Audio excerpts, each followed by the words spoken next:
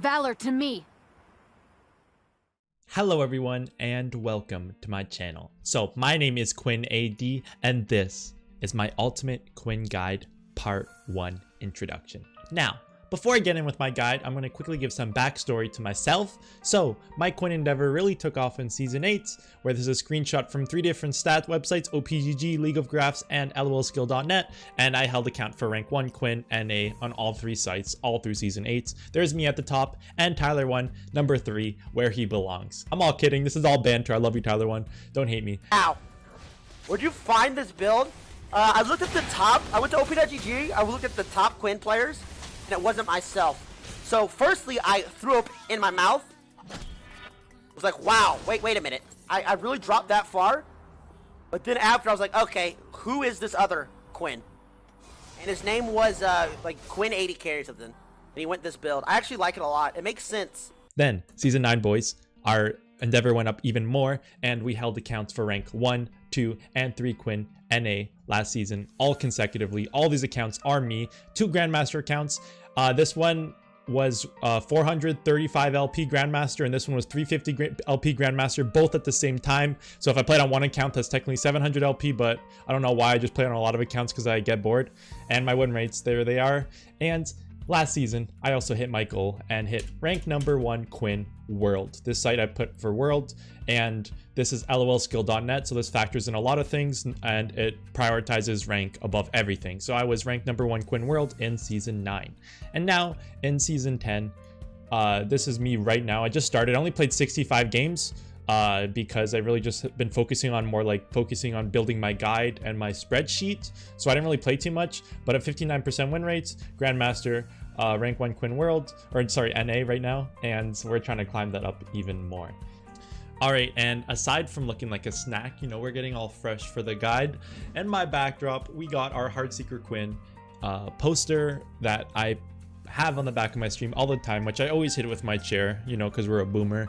The goal of this guide is to help you guys improve with your Quinn gameplay. Again, this is just the introduction, so I'm going to have a nice video series with this. This is just the beginning introduction of Quinn, but I'm going to get more advanced as the games go on, and I'm going to try to look nice in these videos in case a nice cutie girls happen looking at this video. Here's my Instagram, quick shameless plug if you guys want to follow me. Hey, it's Franklin with 2 E's and hey.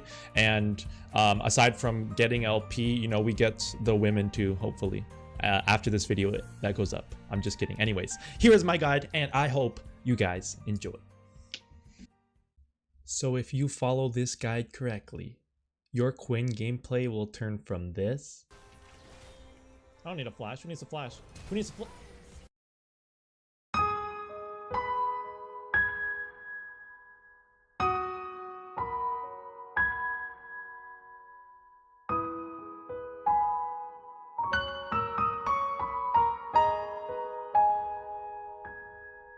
Conky! Oh, Conky. You guys see that Conky heal?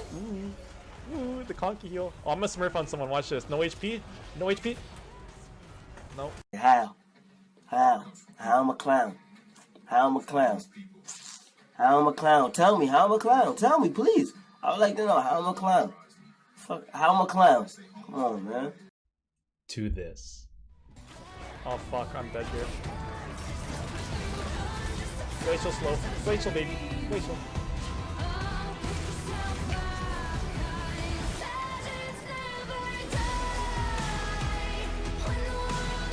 Oh, we went my DPSing game! Oh, that's right! Put that! Oh, backwards! Oh my gosh! Oh, shit! No, we did it! Do it for the E-girls, boys, for the E-girls. Oh, I'll play as Caitlyn for the E-girls. For the E-girls! For the E-girls! Double kill for the E-girls, bro!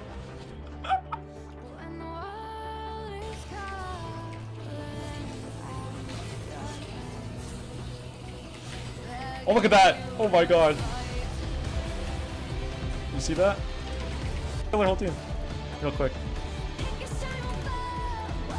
Watch this. Juke that. Juke that.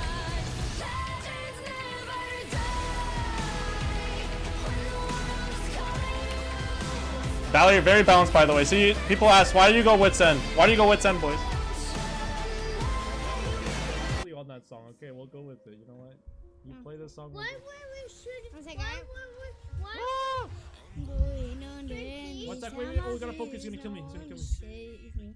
Can I wear the headphones? Yeah, one sec. We gotta kill Ezreal first. Because if I mess up, he's gonna kill me. Crazy. Oh, get on the dab right here, boys. Dab. Oh, we flex on him. Somebody to hold. Let's go. Like, I'm fucking tired of this fucking bird. I'm fucking tired of it, man. Mom, that guy's a fucking loser. He's a Quinn player. I'm gonna find a new main. Yo, what you doing?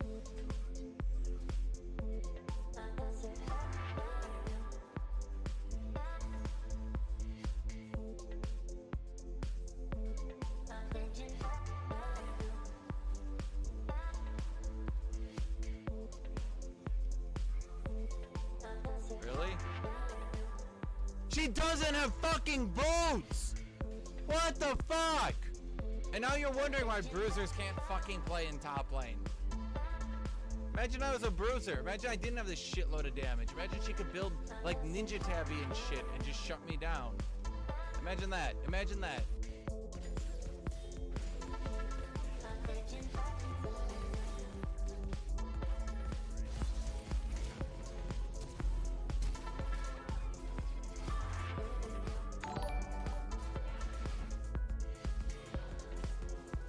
Oh, how many times you can auto attack? How many times are you gonna get fucking autoed in 2 seconds? Nice. He goes cookies and he goes resolve and he goes glacial and Quinn. You're ability to just play co-op versus AI. Basically doesn't believe in his capabilities of winning lane without making it very one-sided. Which means you should just play co-op versus AI so you can actually win lane.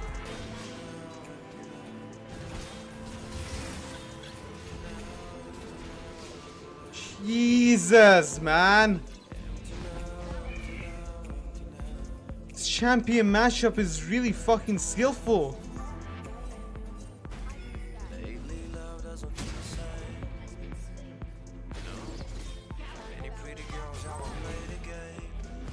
What jump, you motherfucker?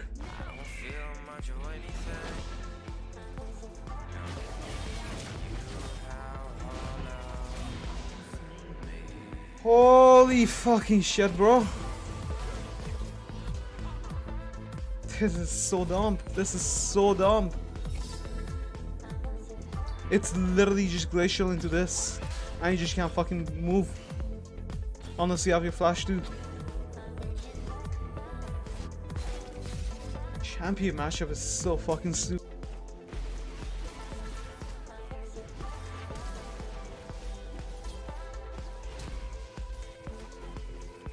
Oh, please! How many times can he slow you? For fuck's sakes, bro.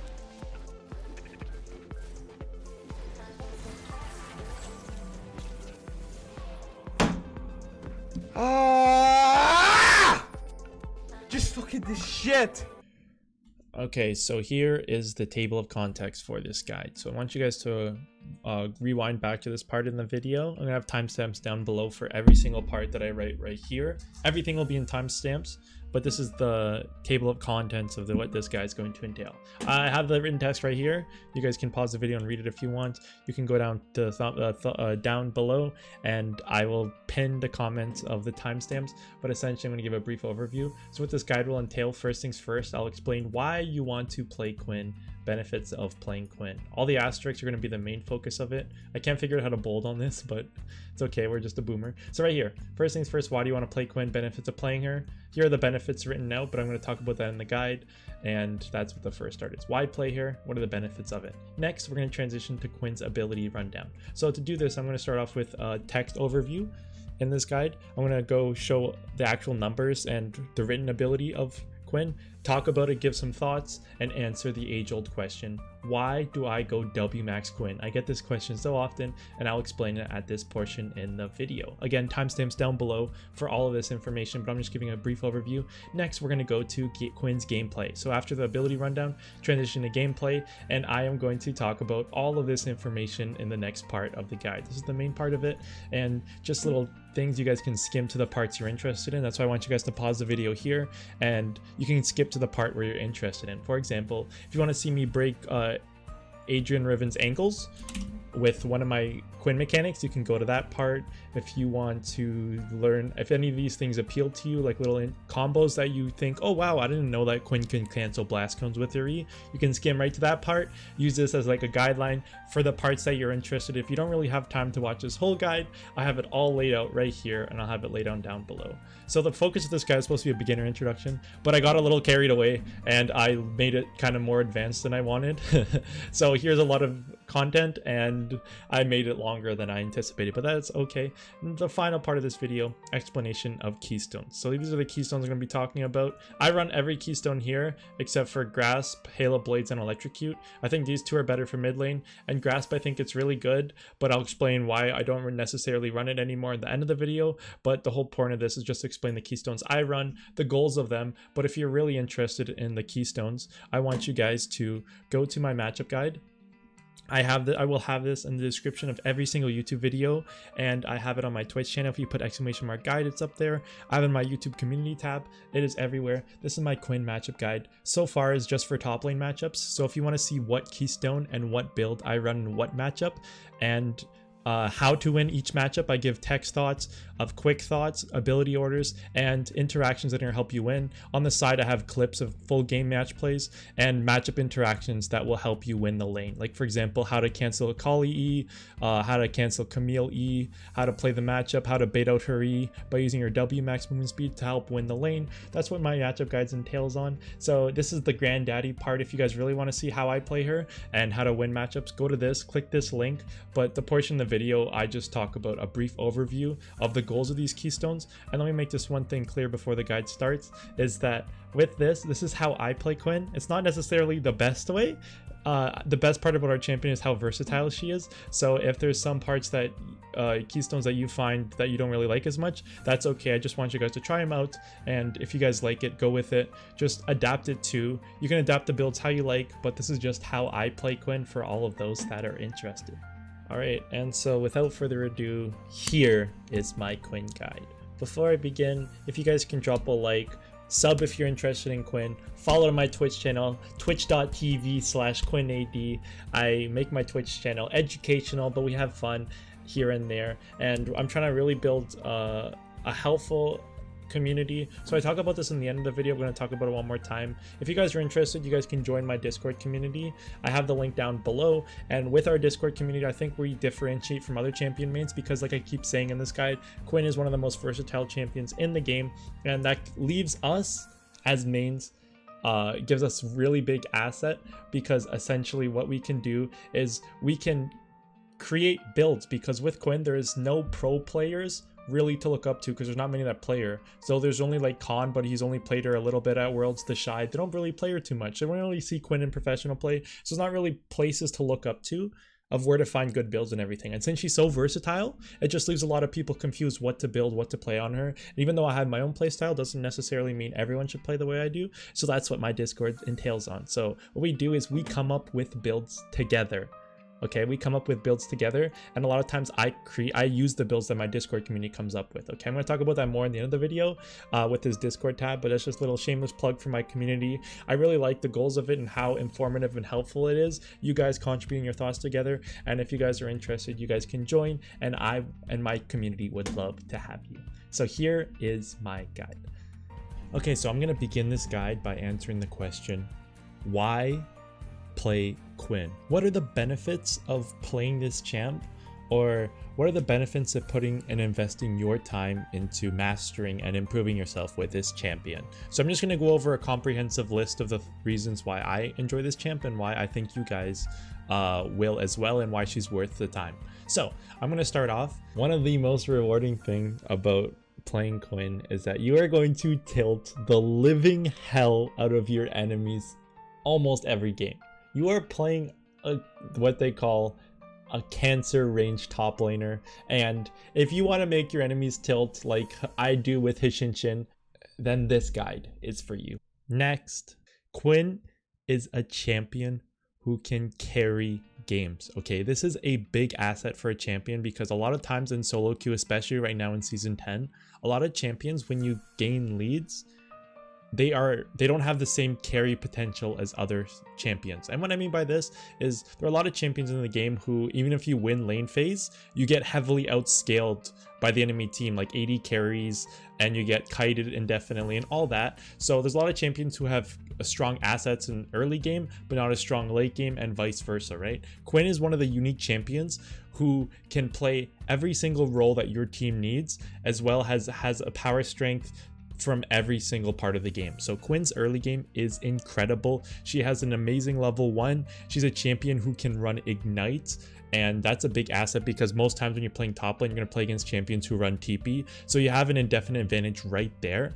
So next is Quinn's mid game. Quinn's mid game is great because if she has the lead top lane, she's able to help snowball other lanes really well and effectively, simply because her ult is such a low cooldown. So if you're popping off Quinn top, you're able to roam bot and get them ahead, roam mid, help invade with your jungler, help go around and get objectives. You can literally use your lead that you get early game from your incredible early game power to help snowball your other laners as well.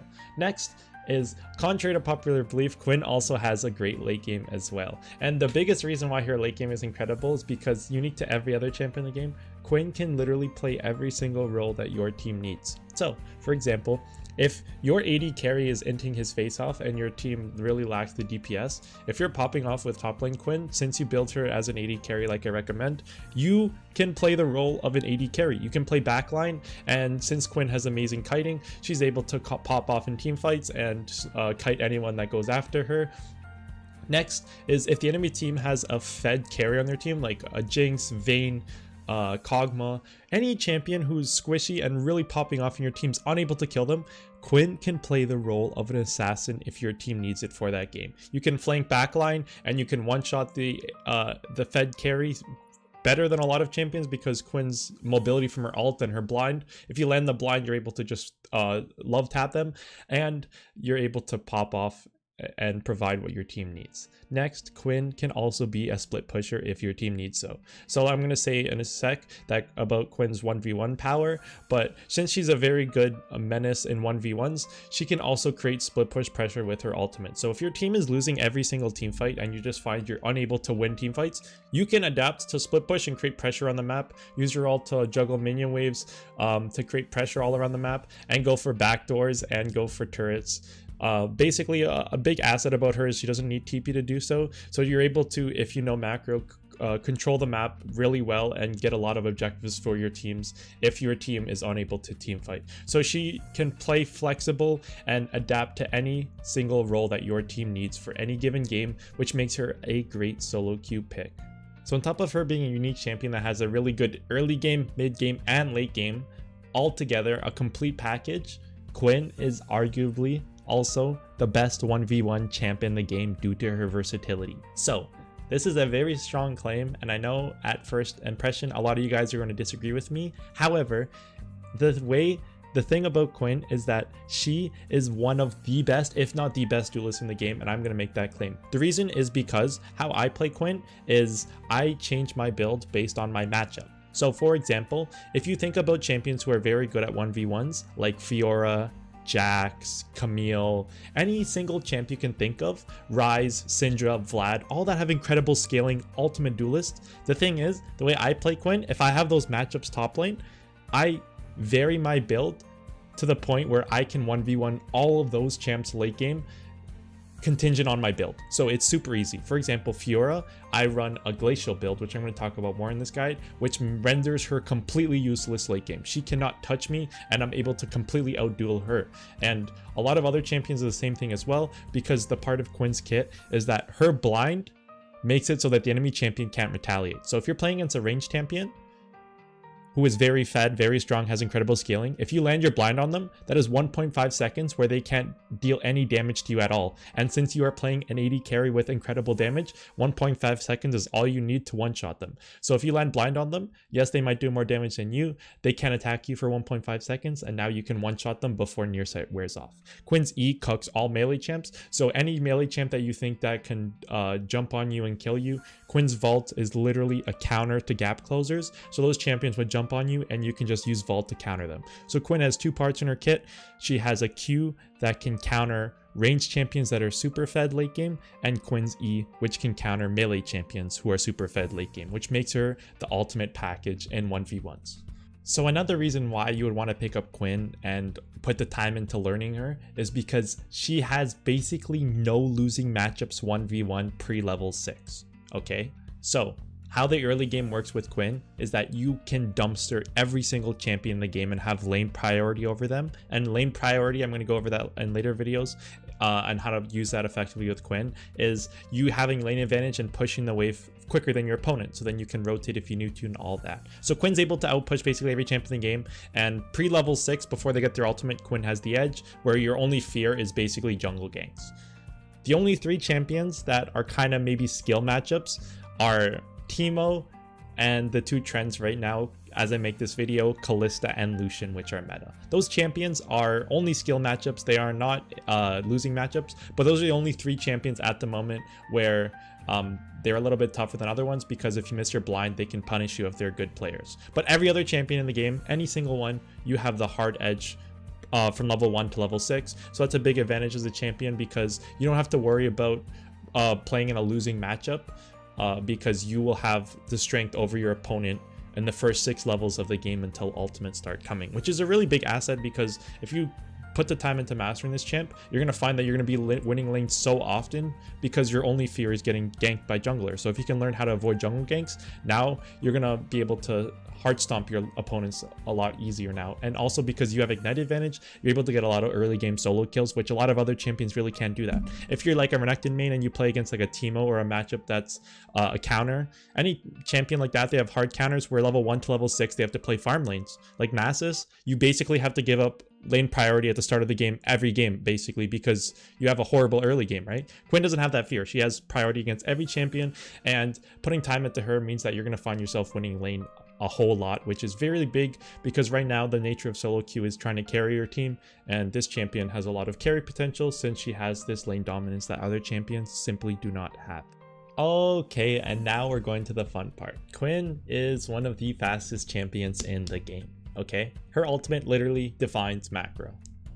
She has an Uber ride. The cabs are here! Oh yeah, cabs are here. Where's Sam? The cabs are here. I would just like to point out that the cabs are here. Cabs are Okay, an Uber ride that can take her from point A to point B, and this is one of the most underrated ultimates in the game. A lot of people think, wow, Quinn has no combat ultimate.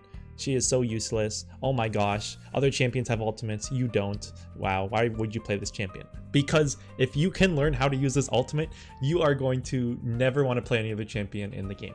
So basically, after level 6 onwards, you are going to be indefinitely in Valor flying around the map, so you travel around the map faster than anyone else in the game. Quinn's level 1 ult isn't that fast, but level 11 and level 16 are pretty quick, which is amazing. So the best thing about having an ultimate like this, first things first, you don't have to run a TP. You can run Ignite top lane, which gives you a combat summoner, and like I said before, it helps you win lane a lot easier because you don't need to run TP. Next, Quinn's ult is the perfect ability if you know macro. So I'm going to explain some uses of this. The best things about Quinn's ult is that with practice, you can get the most CS in the game basically every game. Think about it.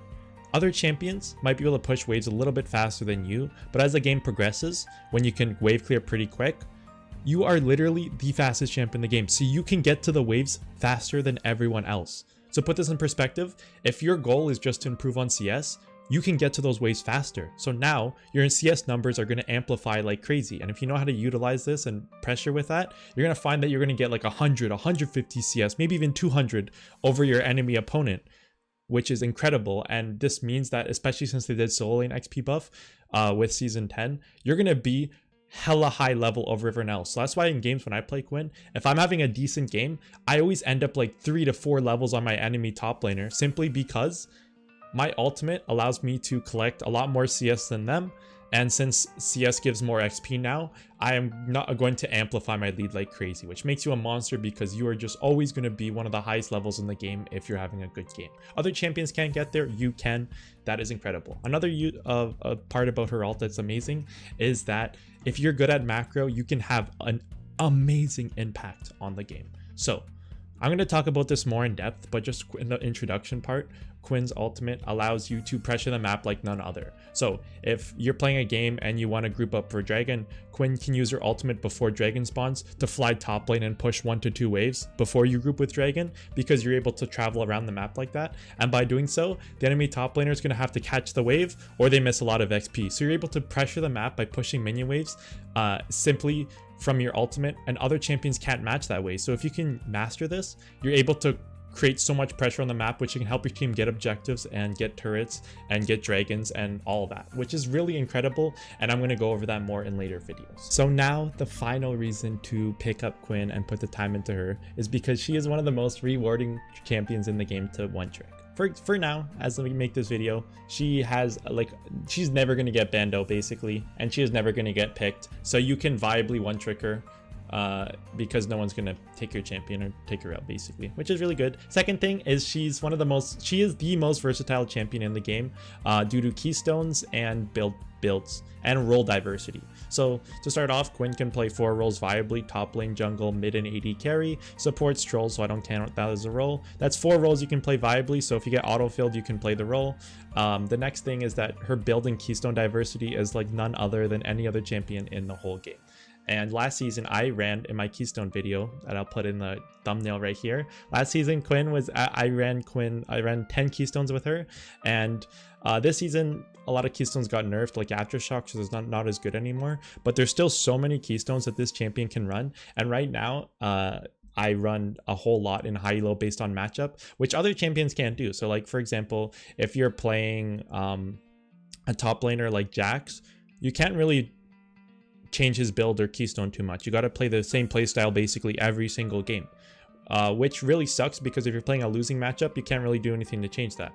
Quinn, for instance, on the other hand, is I can make a skill matchup or a losing matchup a winning matchup by changing my keystone, okay, which is really incredible because of how versatile she is. So this is incredible because I'm allowed to just swap it like this, so I can constantly have an edge over my opponent. Another side thing about this versatility that's an asset is that this champion never gets boring, which if you're one-tricking a champion, you're playing thousands and thousands or hundreds and hundreds of games on them, you're going to get bored after a while. Quinn, you never get bored because you're constantly changing your build, your play style, and all of that. And if you get bored, you can just change it up just like that. If you adapt your playstyle the way I play her, for example, this is the most effective. No one knows your damage or the way you play. So here's a little teaser. I play W Max Quinn, and a lot of my opponents don't really know that Quinn's W even does anything. So they underestimate my damage or kill pressure. So if I master this champion, my opponent has never sees Quinn, so they have no idea my damage, and they don't know my playstyle if they do see Quinn, so they have no idea what I want to do. So since you're playing an off meta pick, you can catch your opponents off guard so many times. I even do this in high elo simply because they have no idea how my champion works. So mastering a champion like this is perfect in solo queue because you can really punish your opponents for mistakes like none other. If I play a meta champion, they see that champion every single day and they learn the damage of that champion. They know what fights to take, what not to take, and how to counter that champion. With Quinn, they basically have no idea because they never see her, and if they do, they don't see the flexibility and versatility that I run, so my builds are always catch people off guard. Okay, so now I'm going to transition the focus of this video to Quinn's abilities, and I'm going to do so by starting off with a brief introduction of her text on her abilities and what they do on a basic level, and then I'm going to show some gameplay footage as well as some interactions and some advanced tips with her abilities and how to make the most out of her kit. Okay, to start off, I am going to do a breakdown of every single ability of Quinn. To do this, I am going to simply read off of her abilities on the LOL fandom page. just to give people who really don't know Quinn, just to talk about what the abilities do, give a few thoughts, and then I'm going to show you gameplay footage and how to make the most out of Quinn's seemingly basic kit. Okay, so first things first, like I said, I'm just going to read off the abilities. Quinn's passive is Harrier, which means that Valor marks people nearby as vulnerable, which reveals them for 4 seconds. Enemies hit by her Q, her E, and her R will also be marked vulnerable. I'll go more in depth about that later. So when they're marked vulnerable, it is when they get that yellow mark on them. If you auto attack someone that's marked vulnerable, your next basic attack will deal 10 to 95 damage, which also has 16% to 50% bonus AD as well. So this is huge. Essentially with Quinn's passive is it scales on crit chance, okay? So what this means is that the more crit chance you build, the shorter your cooldown on your passive is, which is why crit builds are so good on Quinn. If you have 100% crit, your passive is going to mark people every 2.93 seconds. So I'm going to talk about the benefits of that later on, but for right now, this is just a basic overview. So essentially, level 1 is just every 8 seconds, someone's going to get marked, and if you auto attack them, it's going to do amplified damage. So Quinn's Q is Blinding Assault.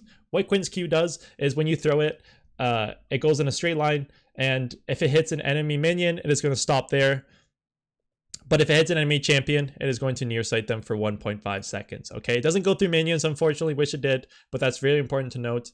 It is going to stop on the first champion or minion or anything that is hit, and if it is a champion, it is going to Nearsight them for 1.5 seconds. Now, you might be asking, if you're new to the game, what is Nearsight?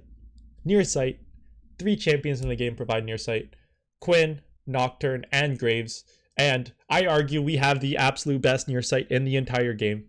Okay, and I'll explain why. Graves W provides a Nearsight, but his smoke screen, you can easily flash or blink out of it if you have that in your kit, which renders it useless, and there's counterplay towards it. Nocturne R Nearsights everyone in the game, but it relies on a long cooldown on his ultimate, which isn't reliable. He can hardly Nearsight, and he's a melee champion, so he can't really make use of the Nearsight, and he can't really tilt his enemies as effectively. So it's an ultimate ability, so that's why I like our ability, because it is very short cooldown, so you can constantly apply the Nearsight.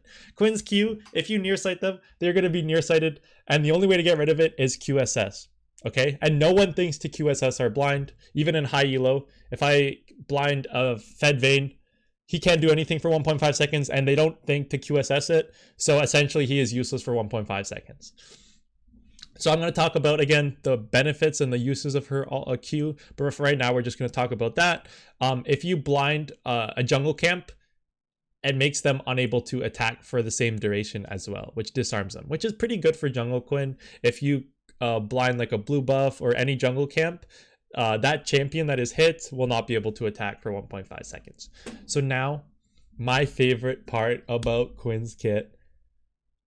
Quinn's W is heightened senses, okay?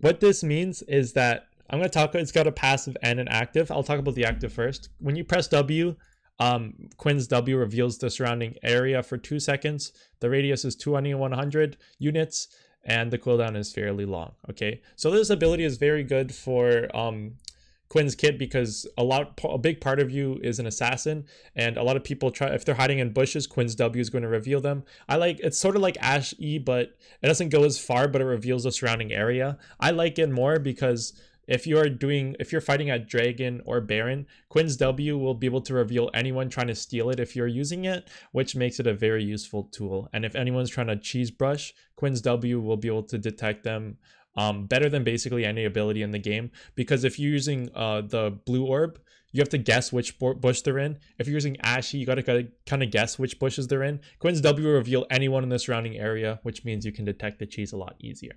Now, without further ado, I'm going to talk about Quinn's W passive. Okay, this is my favorite part about her, and I'll explain why. Quinn's passive, when you put a point in W, now every time you attack a vulnerable target, Quinn will grant bonus attack speed and movement speed for 2 seconds. So many people don't even know that this ability has a passive, okay? So let me start off by saying I run W max Quinn every single game, and that is the most common question I get. Why W max? Why are you maxing W? Buddy, why are you doing W max? It does no damage. Why are you maxing W? This passive is the reason we marked max W, boys. Okay, so essentially what happens, 1 point in W, if I auto attack someone with my Harrier, if I auto attack a champion that's marked by Harrier, I am going to get 20% bonus movement speed and 20% bonus attack speed for 2 seconds, okay? And if your W is maxed, every time you hit an enemy champion who is marked by your Harrier, you're going to get 80% attack speed and 40% bonus movement speed for 2 seconds, okay? Okay, so the reason we maxed W, guys, is because this is the best attack speed steroid in the game because of how quick and how often you get it up. A lot of 80 carries, they get attack speed steroids that are more than 80%, but it relies on a long cooldown, like Tristana Q, for example, Zaya W. Those abilities that give attack speed steroids, some of them might last longer than Quinn, but the cooldown's pretty long. Quinn, since you get so many Harrier marks, like I said, if you have a 100% crit chance every 2.93 seconds, your passive is marking people. Your Q, if you land on someone, another Harrier mark. Your Vault, another Harrier mark. And your Alt, if you ult someone and it hits them, that's another Harrier mark. So you basically and definitely have this attack speed steroid in teamfights if you juggle your abilities correctly, which means that you're constantly at 80% attack speed and 40% movement speed in teamfights, okay? So it's the best ability to max, in my opinion, because it's got so many uses. With the attack speed that you get, you're able to run around the map, and when you're getting ganked, you can outplay the gank since you get so much movement speed, and your attack speed allows you to make use of the level 1, the early game, a lot better. Okay, so I'm going to go more in depth about that, but essentially that is just a breakdown of her W and what it does. Next is our Vault. Okay, so Quinn's Vault, she dashes to a target, knocks them back, deals damage, slows them by 50%, which is a decaying slow, so it's not too much, and then it leaps you back to 525 units. Okay, so I'm going to break this down. Essentially, when you vault someone, your vault counts as a knock-up. Okay, so that means champions like Yasuo can ult off of it. It's a knock-up. It'll cancel dashes, and it'll slow them, and then it'll bring you back to your auto attack range. So again, I'm gonna break it down very soon, but for right now, I'm just gonna talk about Quinn's E is programmed as a dash, but also a knock-up, and this is kind of confusing to some people, so I'm gonna try my best to explain it. So essentially, any champion in the game like Lucian, Dash, Ezreal, Blink, Vayne Tumble, Yasuo, regular E, all those abilities that are just regular dashes without any CC attached to it, Quinn's E will cancel it. Okay, she'll get priority, she'll cancel it, she'll knock them up. Okay, but her E is programmed as a dash nonetheless, so any champion ability that has some sort of CC, like Camille's E towards you, Vi's Q, Gragas E, any ability that has some sort of CC, they're going to cancel your vault. Okay, so keep that in mind. Any ability that has any sort of CC, be careful of your vault because they'll have priority over you. I'll talk about that in my matchup guide, and I'll list every interaction that our ability can cancel and can't cancel, but for right now, that's all I will say about that. Last but not least, our ult is behind enemy lines. Okay, so when you press R, you channel for 2 seconds. It is a channel. So I've played high elo games, okay? I've played against a Grandmaster Silas last season who took my ultimate and he thought our ult was instant. He took my ult and then he randomly ulted in lane and then he inted his face off. They changed what it looks like. It's actually pretty funny. I can just bait him. I was fucking ulting away! Dude, this guy's ulting away! He doesn't know how my ult works. He thinks it's instant, dude. Guys, please know it is a channel. When you press it, you have to wait 2 seconds to actually get the ult. So it is not the best movement. You can't just ult randomly to get away, okay? You gotta hide and then ult. So when you get your ult and you channel it successfully, you turn into Valor, you get increased movement speed and the ability to use Sky Strike, okay? So they buffed her ultimate 2 seasons ago. If you take damage from champions, monsters, or turrets, your just bonus movement speed is disabled. Okay, before it used to take us out of our ult completely. Now if you are hit, it is simply going to just slow you to your regular movement speed for 3 seconds. So if you get hit by a turret shot, an Ezreal Q, an auto attack, it means that you just have regular movement speed for, and then if you don't get any damage for 3 seconds, it puts you back to your bonus movement speed, okay? So if you go in base, you're also going to spawn with Valor too. That's another good buff that we got. So anytime you go back in base, it automatically puts you in Valor. So now when you're in Valor and you switch back to Quinn, you get the ability Sky Strike, okay? So first things first, the radius of her R is 700, which is more than our attack range. And what it does is that you transform back to Quinn, and it deals only 40% bonus AD damage, so they nerfed it. So it doesn't do much AD damage at all. But now what it does is, what happens is any champion that is hit by Quinn's R is going to be marked by a Harrier. So if there are 3 champions near you and you press R, all those champions are going to have Harrier procs on them. And that is the best part about her ult after the buff. And I'm going to talk about that in a second. So that's a brief overview, just reading the written descriptions of the abilities. Now I'm going to show you some gameplay and how to make the most out of her seemingly basic kit. Alright, so let me go and talk about the abilities and show some gameplay as well, and little tips and tricks with Quinn's kit and to make the most out of every ability, and hopefully you're able to learn something about her kit. Okay, so first things first, her passive. It is going to mark minions above everything. So if your passive is up and you're in minion range, it is going to mark the nearest enemy minion. Okay, so right there, I walked in 525 range, so now I mark that minion. I auto attack it. Level 1, it just does insane damage, or just increased damage. So that's it. So if I'm in lane and I'm farming, I'm chilling, I'm farming, it is going to mark a minion and it's going to hit them. Now it prioritizes champions first, okay? So if a champion is right here and I'm in lane, it is going to prioritize a champion if I'm in range of him. So you see this? Even though these minions are closer, since the enemy champion's right there, it is going to mark him and I get to the Harrier mark him, okay? So now let me talk about Quinn's level 1. Okay, so the best way to make use of her passive early game and why Quinn is such a menace top lane is because she has one of the best level 1s in the game for this cheese. Okay, so what happens is Quinn's passive will only mark champions if you're in bush. Okay, you know I said it marks minions. If I'm waiting in this bush, it is going to mark champions over minions. Okay, so it's only gonna mark champions. So what happens level 1, I wait in this bush right here, I stand at the edge, it's not gonna mark the minions. The enemy champion walks close enough to me, my Harrier marks him, I auto,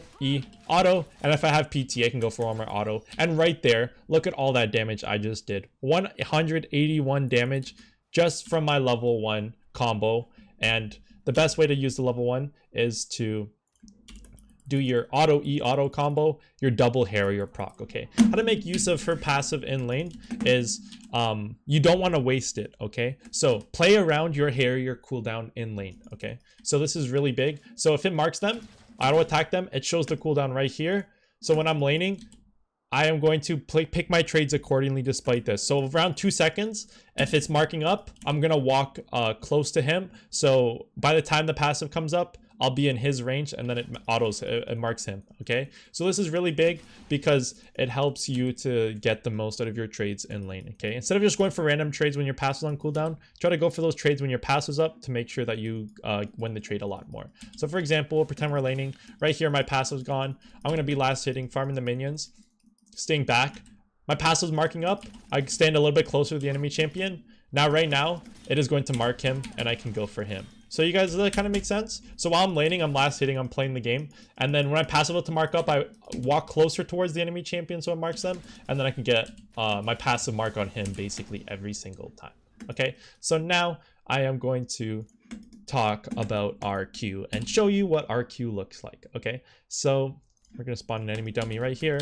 My passive always marks them. So this is what your Q looks like. It goes in a straight line and it shows the near sight radius when he's blinded, okay? Which is really nice. Hold up, I gotta go auto refresh cooldowns and mana. There we go. Okay, so if I blind him, shows the near sight radius and it marks him with the Harrier proc as well, okay? So this is really big, and If you blind him, he can't really retaliate for 1.5 seconds. So I'm going to talk about the basic combos with it, especially early game. So if you don't have your, let's pretend my W is not leveled up. We're level 2 right now in lane. Since I have no W, I have no attack speed steroids. So the best combo ideally in lane is to get your passive. Like I said, you're going to be farming lane. You wait for your passive to come back up. You walk in range of him when your passive marking. Your passive marks him. Auto Q, auto E, auto right there. So right there, I just got 3 Harrier procs, got my E damage, Q damage, and all my autos on him. And since I don't have any points in W, we're gonna pretend I don't. I don't have to worry about playing around my W passive. So when you're level 1 Quinn, level 2 Quinn, you can just stack your Harriers on top of one another because there is no buff from your Harrier marks. It's just the damage. So like I said, you can do the combo really quick, and that makes it so that he can't retaliate at all. So right there, I just did 274 damage, and since he's blinded, he can't leave. And then what happens is I like finishing vault after I blind someone, because when he's blinded, I go for an auto attack, and then I vault back to safety, auto attack him. He's slowed. He can't retaliate at all. Since he's slowed now, I'm out of range. I got my combo on him. When he's trying to trade with me after I use my combo on him, he can't really do anything because he's slowed and I'm already out of range and I can just back up. So right there, just get a free trade just like that. Okay, but let me make this disclaimer. So while I was editing this video, I don't think I made it clear. That level 2 combo is great to do, but only do it if the enemy champion uses their gap closer. Okay, this is super important, so please pay attention to this.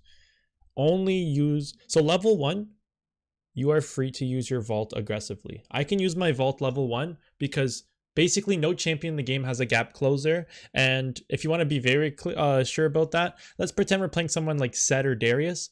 Very odd case, same with Camille. They start with their E ability. Okay, Darius sometimes starts with his pull, Set sometimes starts with his pull, and Camille sometimes starts with the E. Okay, so first things first, make sure you know what ability they started with. If they have an ability that has some sort of gap closer that can cuck you. Otherwise, let's say I'm playing against Camille or Set and I see them use their W ability. I know their gap closer's down. I am free to use my E aggressively without any fear. Okay, level 1. Play Quinn like that. Use your vault aggressively if you know for sure that they have no gap closer that's going to punish you, okay? Second, level 2 onwards, only use your E if they miss theirs, okay? Because if I'm playing against Darius, Set, basically every champ in the game has some sort of gap closer level 2 onwards, and if I initiate with my E, I use it before they use their ability. Now they're going to use their ability on me and I'm dead. Quinn's E is super impressive in lane, especially against melee champs, because it is the ultimate counter to gap closers, okay? Someone pulls me in, I vault right after to retaliate, then I can combo them, okay? So please only use your E for reaction only. Only to react to their abilities. If Darius pulls me in, I E afterwards to get to safety. If Darius misses his E, I'm free to E him right afterwards for a trade because he now has no way to punish me. So I hope that makes sense, and I hope I'm clear with that. Level 2 onwards, you're going to be cautious. Level 1, you can be free to use your E however you like. Now, we're going to talk about how to play Quinn level 3 and how to make the most out of your passive. So when you get level 3, Quinn's goals in lane completely changes, okay? Simply because, like I said, her passive, before when you're level 1 or level 2, your Harrier marks just do damage, so it's easy to play around them.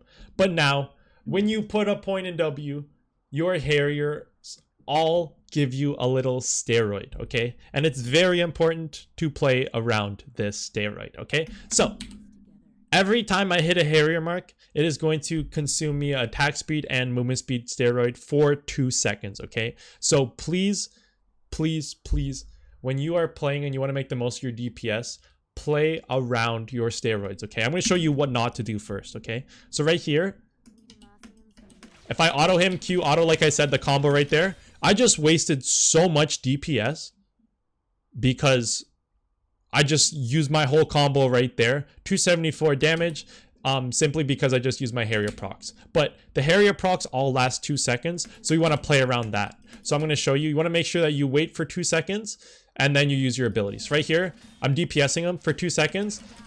Right there, it's still going.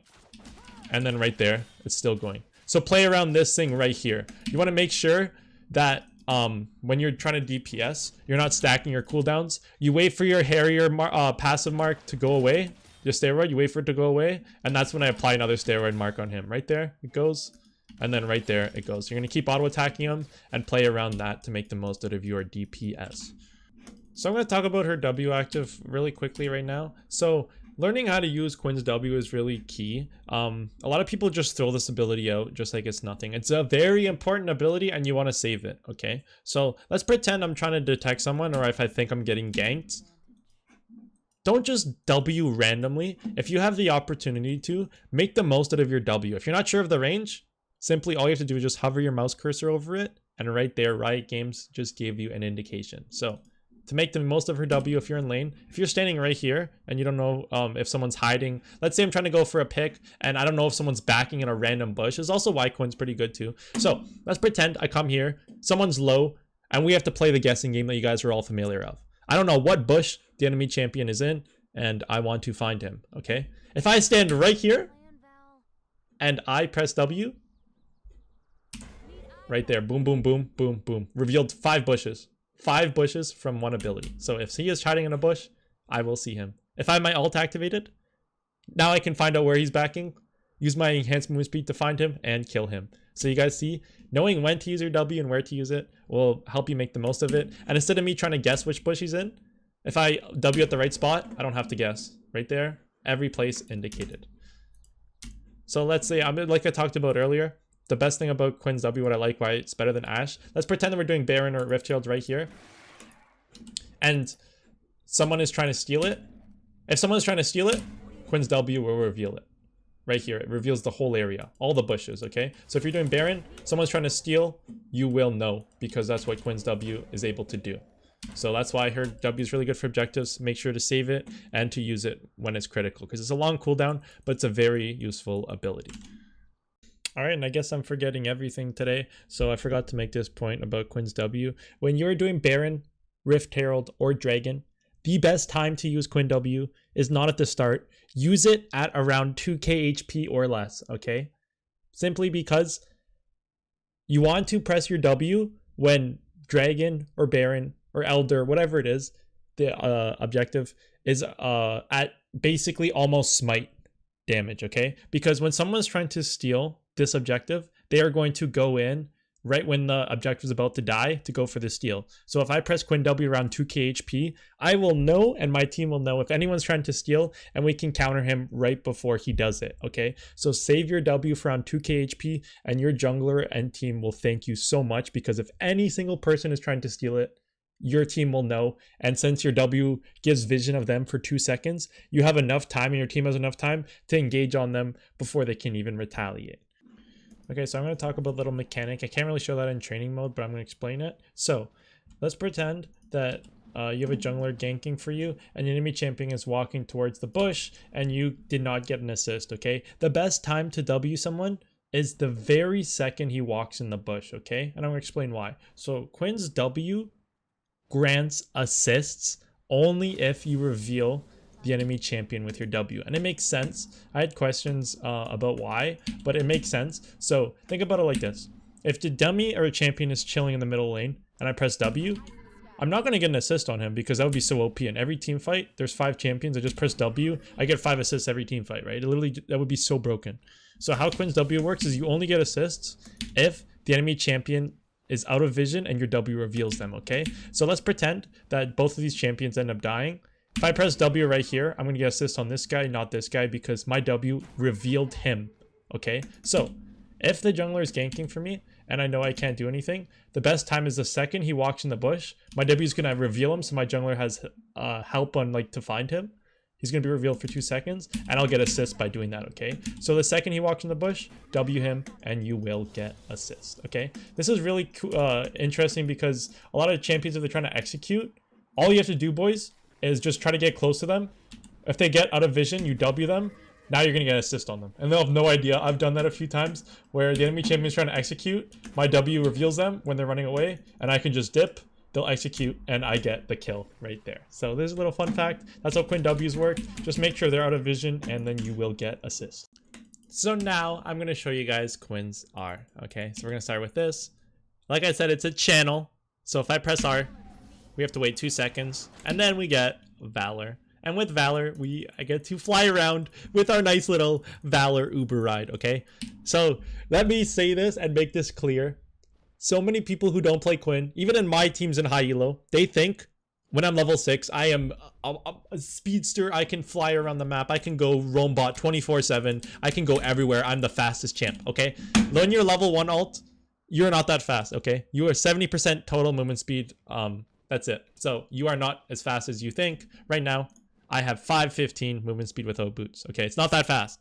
You are not as fast until you get more points in R, because your R movement speed scales with level. So first point, you are not as fast as you think, okay? So I'm going to show you guys Sky Strike. So right here, if I'm flying towards someone, first things first, when you're in R form, your passive doesn't mark anyone. Thank God Riot put this in the game. You know how your passive marks minions and champions? That doesn't apply when you're in Valor form. It will not mark anyone. So you can just fly around freely. Even if I'm in a bush, it's not going to mark anyone, okay? So I'm going to show you what Sky Strike does. If I leave R form, it is going to mark every champion hit with Harrier procs, okay? So I'm going to show you with multiple dummies. So let's pretend there are multiple champions just chilling here. Spawn enemy dummy. There are 3 champions chilling here. And I am Quinn. I'm trying to hunt them down. If I fly up towards them and I press R, all 3 of them are marked with Harrier procs, okay? So let me make this clear. I watch Tyler 1 play Quinn, okay? I watch him play, and I like the guy. I think he's great mechanically on Quinn, but he makes this mistake every single time, and I don't want you guys to make this mistake, okay? He makes this all the time, and I don't know why, but basically, unless if you really need to, let's say if you're super low or there's a situation where you don't need DPS and you just want to, like, say you're low health and they're low health, that's the only time where you would disregard this rule. But if you want to make the most out of your DPS when you're in R form, always initiate with an auto attack, okay? And let me explain why. So first, when you're in alt form, there are multiple things you can do. If I press Q when I'm in R form, it's going to make me leave R, and I'm going to instantly Q. So you guys can see that. So I can use abilities in R. Whatever ability I use is going to take me out of R. So let's say I'm flying right here. I press Q. I get to hit them, okay? Same thing applies with E. If I get in close to someone, I can just instantly E him right away, right? I can use any ability I want. If you want to make the most of your DPS, never do that. And I'll explain why. So, like I said, every ability you apply on someone with Quinn, you're going to get a Harrier mark on them, right? If I Q someone, he gets a Harrier mark, E, Harrier mark, and passive Harrier mark, okay? But when you leave ultimate, they get an extra Harrier mark as well, okay? So if you want to make the most out of your DPS, if I initiate with E, I literally just wasted my Harrier proc for my ult on him. Tyler 1 does that all the time. And I have no idea why. I thought it was maybe because it was situational, but he does it every time. I think he literally just doesn't know that exists in Quinn's kit, but I hope that you guys don't do the same thing as well. The best way to, if you want to make the most of your DPS, is when you're flying towards someone, you initiate with an auto attack, okay? So I literally just right click on the person or auto attack click him. It's going to mark him with the Harrier proc. Now my passive is going to mark him as well. That's 2 Harrier procs. Now my Q. And now my E. So right there, I just did 1k damage with no items, simply because I intertwined my Harrier mark. So I'm going to show you guys one more time. You want to initiate with an auto attack. Wait for my steroid. My passive is going to mark. My Q. And then my E. And then right there, my passive is going to come right back. So you guys see, if you initiate with your R, just an auto attack, you get an extra Harrier mark. So right there in that combo, you get your Harrier mark from your R, your passive, your Q, and your E. And by the time all your whole combo's gone, your passive is going to come right back up, and that means you get an extra Harrier mark on top of that. And all your auto attacks gives you 80% extra attack speed. So that whole fight right there, I have my attack speed and movement speed steroid indefinite because I interweaved my my passive. So now I'm going to show you guys fun little things you can do with Quinn. This is Quinn's Vault Flash. And I recommend to practice it because if you don't know how to do it, you're going to int. But it's really useful in a lot of games. I'm going to show you some gameplay of me doing it in game. But for right now, I'll just show you how to do it. So how Vault Flash works is if you vault someone, you're going to get pushed back right back to your own distance.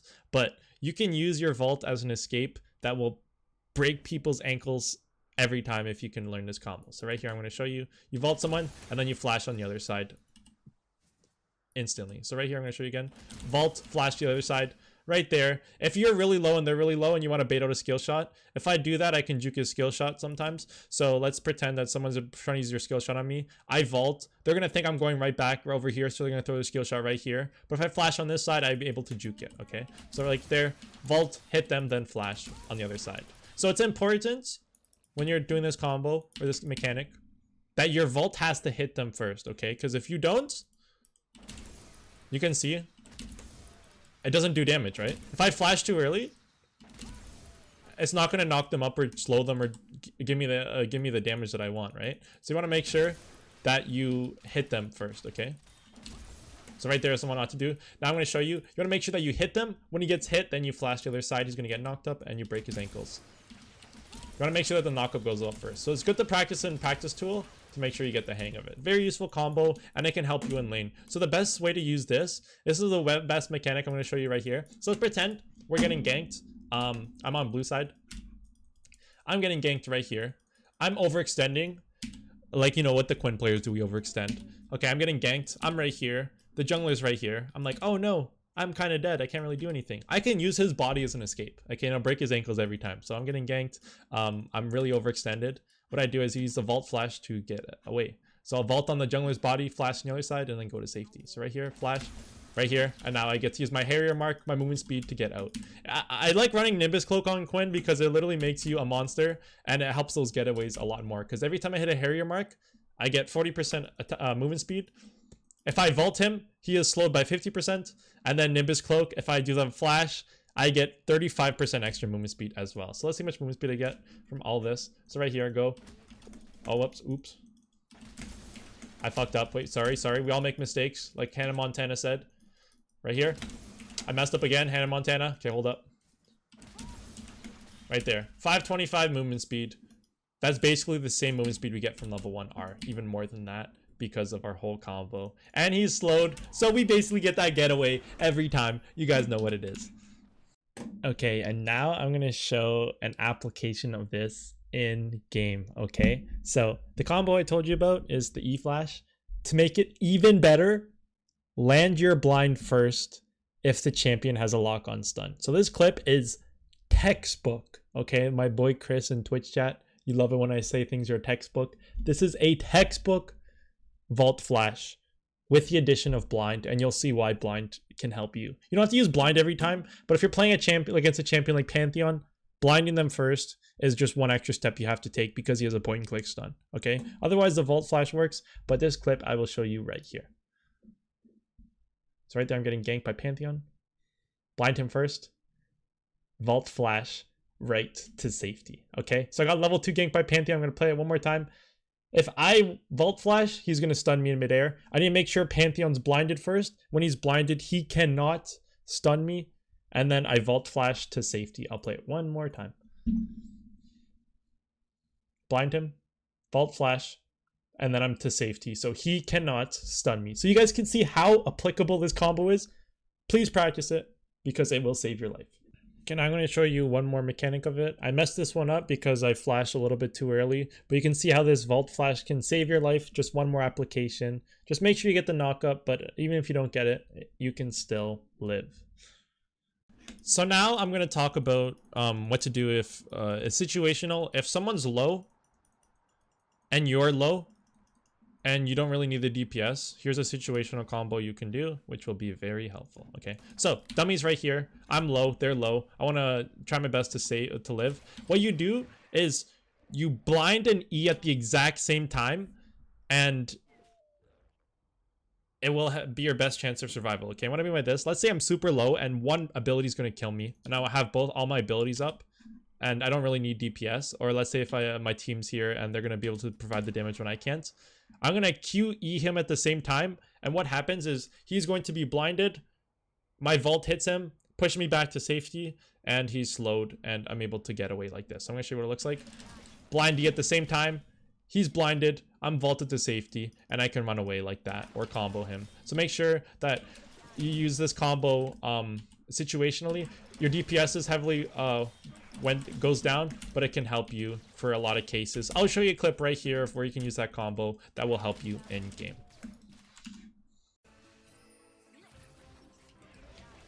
Oh my gosh, got red buff, I'm dead. Got red buff.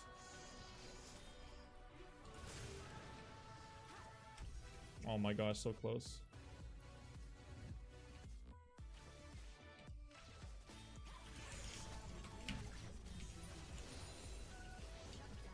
Boys, look at that. Red buff donation, mofo. Red buff donation. We found no ways. We found no ways. You guys see, there's no sweat coming down my face. You guys can't see it though because my cam's off. That's how we do it, boys. That's how we do it.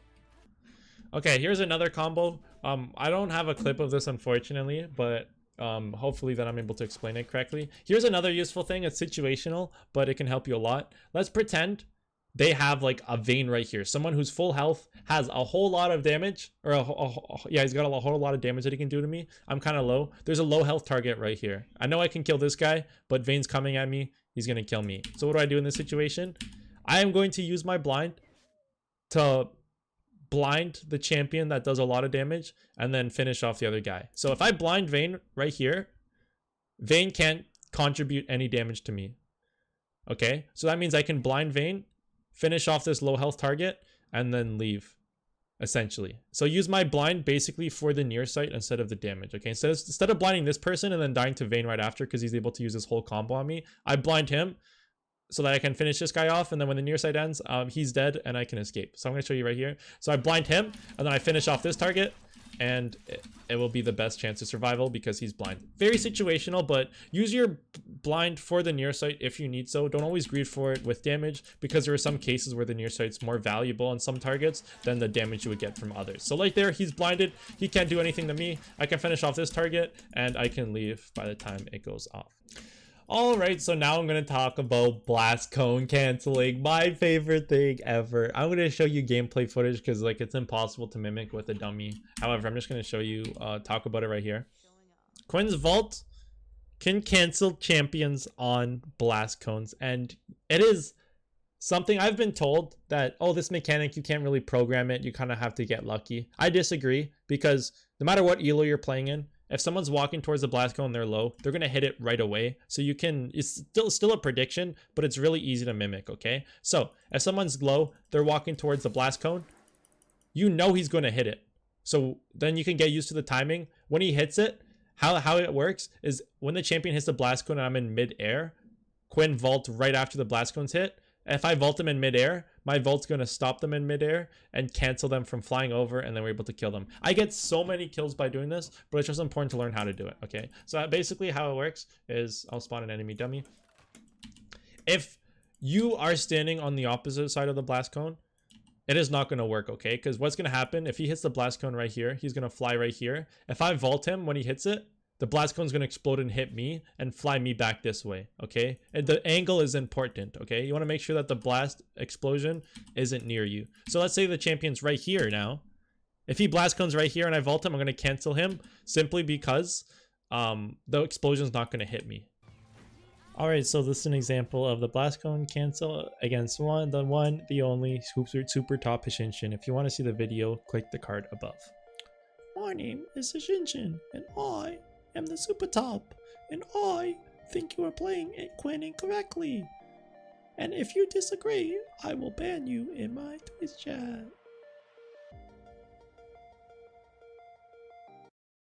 You know, that's the worst part. He didn't even play correctly. Okay, so since I showed that Hashinshin clip to show the blast cone cancel, first things first, talking about the blast cone cancel, you can see how easy it is to program. Hashinshin walking right towards the blast cone. I know he's going to hit it, so then I can cancel him and tilt him to oblivion. So that clip, I just did it to him. I just had my Hashinshin video. Again, click the card above if you want to see it. So if you made it this far in the video, I want you to comment super top in all caps in the comment section, and it'll be our little meme for the people who actually watched the video and got to this part of the video, because people are going to read that and be like, oh my gosh, wow, you guys are calling this Quinn player super top because he's, you know, he's kind of gifted at this champion with his guide. But for us, the real mans who watch this part will know we're talking about Hashinshin and we're memeing him about it. So I'm going to play this part, this little meme that I made about Hashinshin in the video. This really doesn't really have to do with the guide, but if you guys want to see more edits like this, please let me know in the comment section as well. And the context of this meme is that Hashinshin, I've played against him multiple times with my Glacial Quinn, and he told me that I played Quinn incorrectly. He said I played Quinn incorrectly, but I beat him up every time I play against him. So this meme is dedicated to that.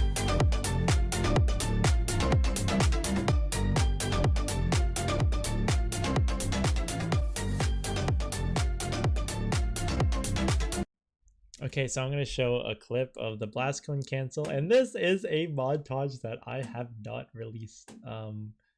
So I'm just going to give a little sneak peek of it because might as well, it's on here. I'm never going to release this because I just basically spam mastery level 7 way too much in this montage because I was a diamond player when I made this, and I hate when people at mastery level 7 spam, so I kind of ruined it. I'm just going to start it here. Oh my gosh, okay. This is just a random clip anyway, the start of it. I want to talk about this part first. So right there, just as a little side note, here I'm gonna play this again. This could be an educational part, okay? So what happens? So we're both low. I blind him. I vaulted him right when his Nearsight ended, and since he has attack move click, he attacked the minion instead of me. So this is actually an interaction that's very difficult to mimic, but it could save your life. Right here, it was actually 5-head. So my vault saved my life because it hits him, knocks him up, and then he actually auto attacked the minion. Watch, keep note. Right there, he just auto attacked the minion, and I was one auto from dying. Okay, so right there, that's a little thing that our vault could do. Hold up, I'm gonna play it one more time. Auto attack the minion right there instead of me because it can't. He auto attack move. Okay, right here's a blast cone cancel. So I was going to the blast cone. Vault him. There you go. Cancel blast cone. See you later, alligator. Oh, here's another little thing too. You go in bush, I'm low. Blind him. Clap back, fade away. There you go, boys. Right there. You know what we got? I just want to show you guys blast cone cancel. We got 3-for-1 whammy bambi combo. Okay, let me show you this one too. Look at this. When you're low on Quinn, when you're low health on Quinn, and the enemy champion's a squishy, you just walk towards the bush, wait for your blind to come up. Wait for the blind to come up. When he face checks, when he gets in range, I blind him first. He's blinded. And then clap back, fade away. See you later. There you go, boys. I want to show you guys blast cone cancel. I just showed you 3 little extra Quinn interactions. Right there. We get it all. 3-for-1 combo. Okay, so the next combo I'm going to talk about is using enemy champions' bodies to vault to safety. Okay, this is one of my favorite things on Quinn. A handful of people don't know exist. The lower elo you're in, the better success rate of this. But a lot of people in high elo still don't even think about this until it's too late. You can use enemy champions as an escape, okay? So, if an enemy champion is near a wall, what happens is if I vault him when he is near the wall, since the range is weird, is going to push me over the wall, and I can literally use his body to save my life, okay? So let's pretend the enemy champion's coming to kill me. I'm low. I'm like, oh no, what do I do here? If he walks towards the wall, I can just vault off his body, and right there, he gave me a safety getaway tool. You can do this just about every wall in the game. The really thick ones, no, but you can use your common discretion on that. But for the most part, it does work. So for example, if they're really thick walls like this, it is not. Oh, actually, this one works. I lied. So it depends on the angle. It really, this is a mechanic where it's like you can't. It's hard to program sometimes because it depends on the enemy champion and how close he is. The closer he is to the wall, the better it is for us. But sometimes it fucks up. Like right here, since he's kind of far from the wall, it doesn't work. But if he's standing right beside it, if he's standing right beside it, if he's standing right beside the wall, it makes me able to vault it. So it's a lot. There's a lot of weird parts of it. You can make use of it on weird angles too to get you to safety. It vault you back. If you get the right angle, it's gonna vault you to nice distances depending on where they are. So this is a very useful mechanic to learn. A lot of times you can do bush baits. So what happens is if people are chasing you and you're low, what you do is you walk in the bush, you wait. The enemy champion is gonna face check the bush.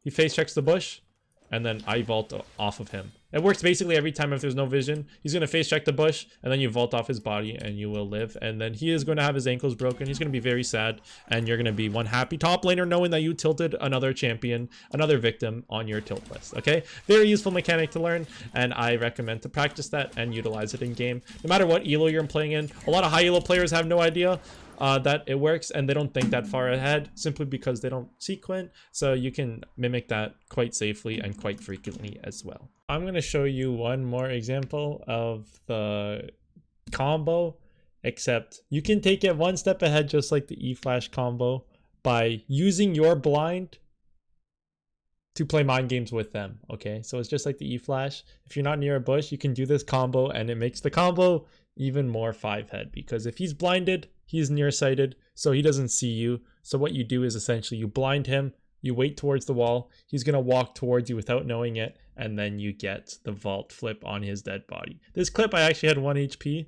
You can look at it and just take note of the combo, and hopefully you guys can practice it and mimic it in your games. Yeah, he dies. Watch this. Oh no, I fucked up. Oh damn. Oh, at that moment he knew. He fucked up. At that moment he knew. Can he smurf? Oh, blood save me! Blood save me! Yo, oh, I wanted to sacrifice myself for you, but we ended up both dying. I don't die. Oh, whew. Oh, is he gonna do it to him? Oh, I did it! He did it to him! Yo, I actually fucking played him. So the other part about Quinn Z that I wanted to talk about is that you can also use it. You can use minions to jump over walls as well. Very rare cases you're going to need that and you're going to be able to use it. But I'm going to show you guys a clip of me doing it. Essentially, I try to engage on MF. I miss my Q as per usual. I miss my Q quite often for those who watch my stream. And I use the minion as a getaway, vaulting over this wall right here and using the minion part so that I can get an extended jump to safety. Okay, so with minions it's a lot harder to practice, but it is possible, and you can use them as a getaway if you need to.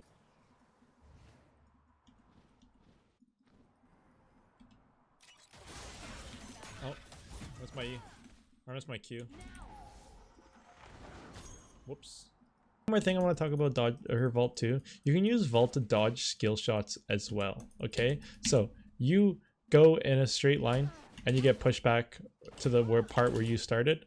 But if someone uses a skill shot, you can use your vault to dodge it. Okay, so the most important thing about this mechanic right here is I'm gonna spawn an enemy dummy. So I talked about this in my tips and tricks videos, but I'm going to explain it again to those who haven't watched it. If you want to watch the video, I'll link it up right here with the card. What happens is if you vault someone, you go in a straight line, right? The enemy champion 9 times out of 10 is going to throw his skill shot instantly in a straight line because he's going to think that's where you're going to be, right? Because you land there.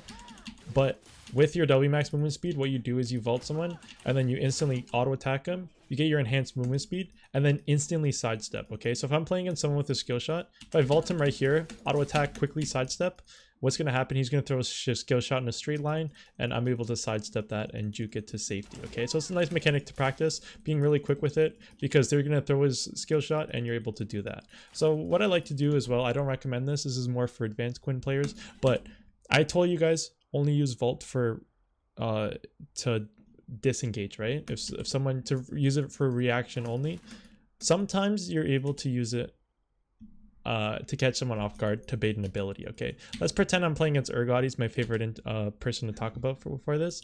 What happens is if I vault Urgot right away and I auto attack and run away, he's gonna then use his E right afterwards, and basically I can bait out his E by doing this. Okay, so again, I vault Urgot, auto attack, use my enhanced movement speed to run away. He's slowed. What Urgot's going to do is he's going to retaliate with his E and he's going to jump towards me, but he won't be able to get towards me because I'm too quick for him and he's slowed and he won't be able to react in time. So I don't recommend this unless you're really comfortable with Quinn, but you can bait out really big skill shots.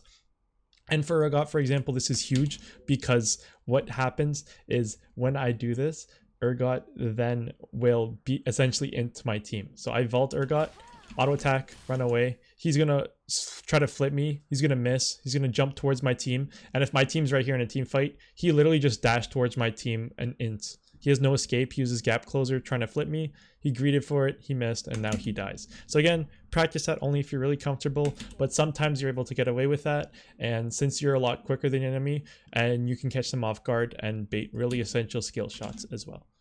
So now I'm going to talk about Quinn's vault a little bit more advanced. Quinn's vault will, like I said, it knocks them up, right? When I vault them, the second I vault them, it shoots them in the opposite direction for a split second. And I'm going to explain how this is so critical, okay? Let's pretend the champion's right here.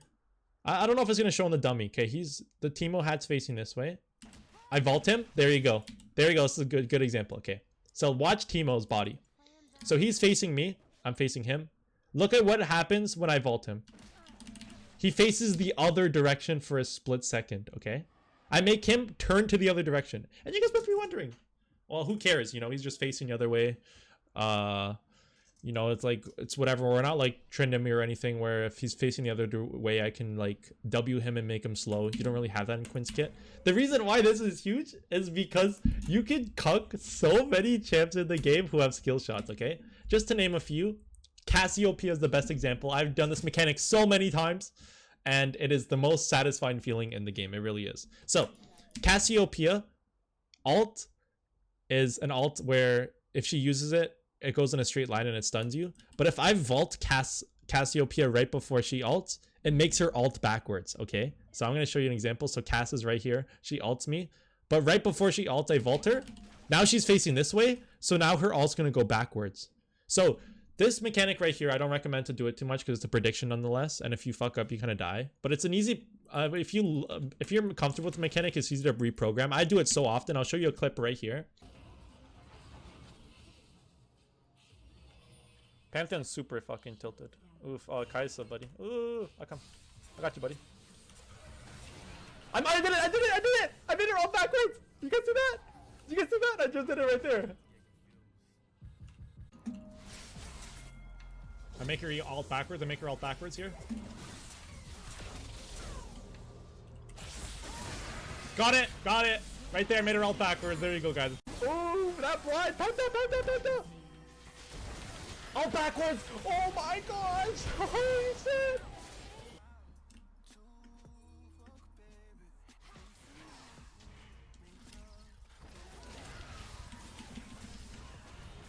Oh, I got my team 2 picks right there. Maybe 3.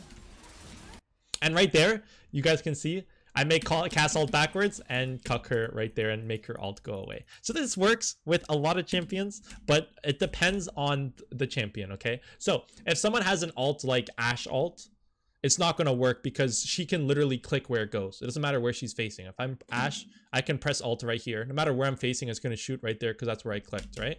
But if I'm playing someone like TFQ, Xayah Q, Ashe W, all those abilities, Shyvana E, if I vault them right before they use it, it'll make them shoot it backwards, okay? Poppy Q, those abilities right there that are like skill shots like that, if it revolves around their champion being faced forward, if you time it correctly, you're going to use the ability backwards. It's not the most, like, you can't do this like every time. It's a prediction, like I said, nonetheless, on a lot of champions. But if you're playing against someone in lane like TF, you can make it happen pretty often.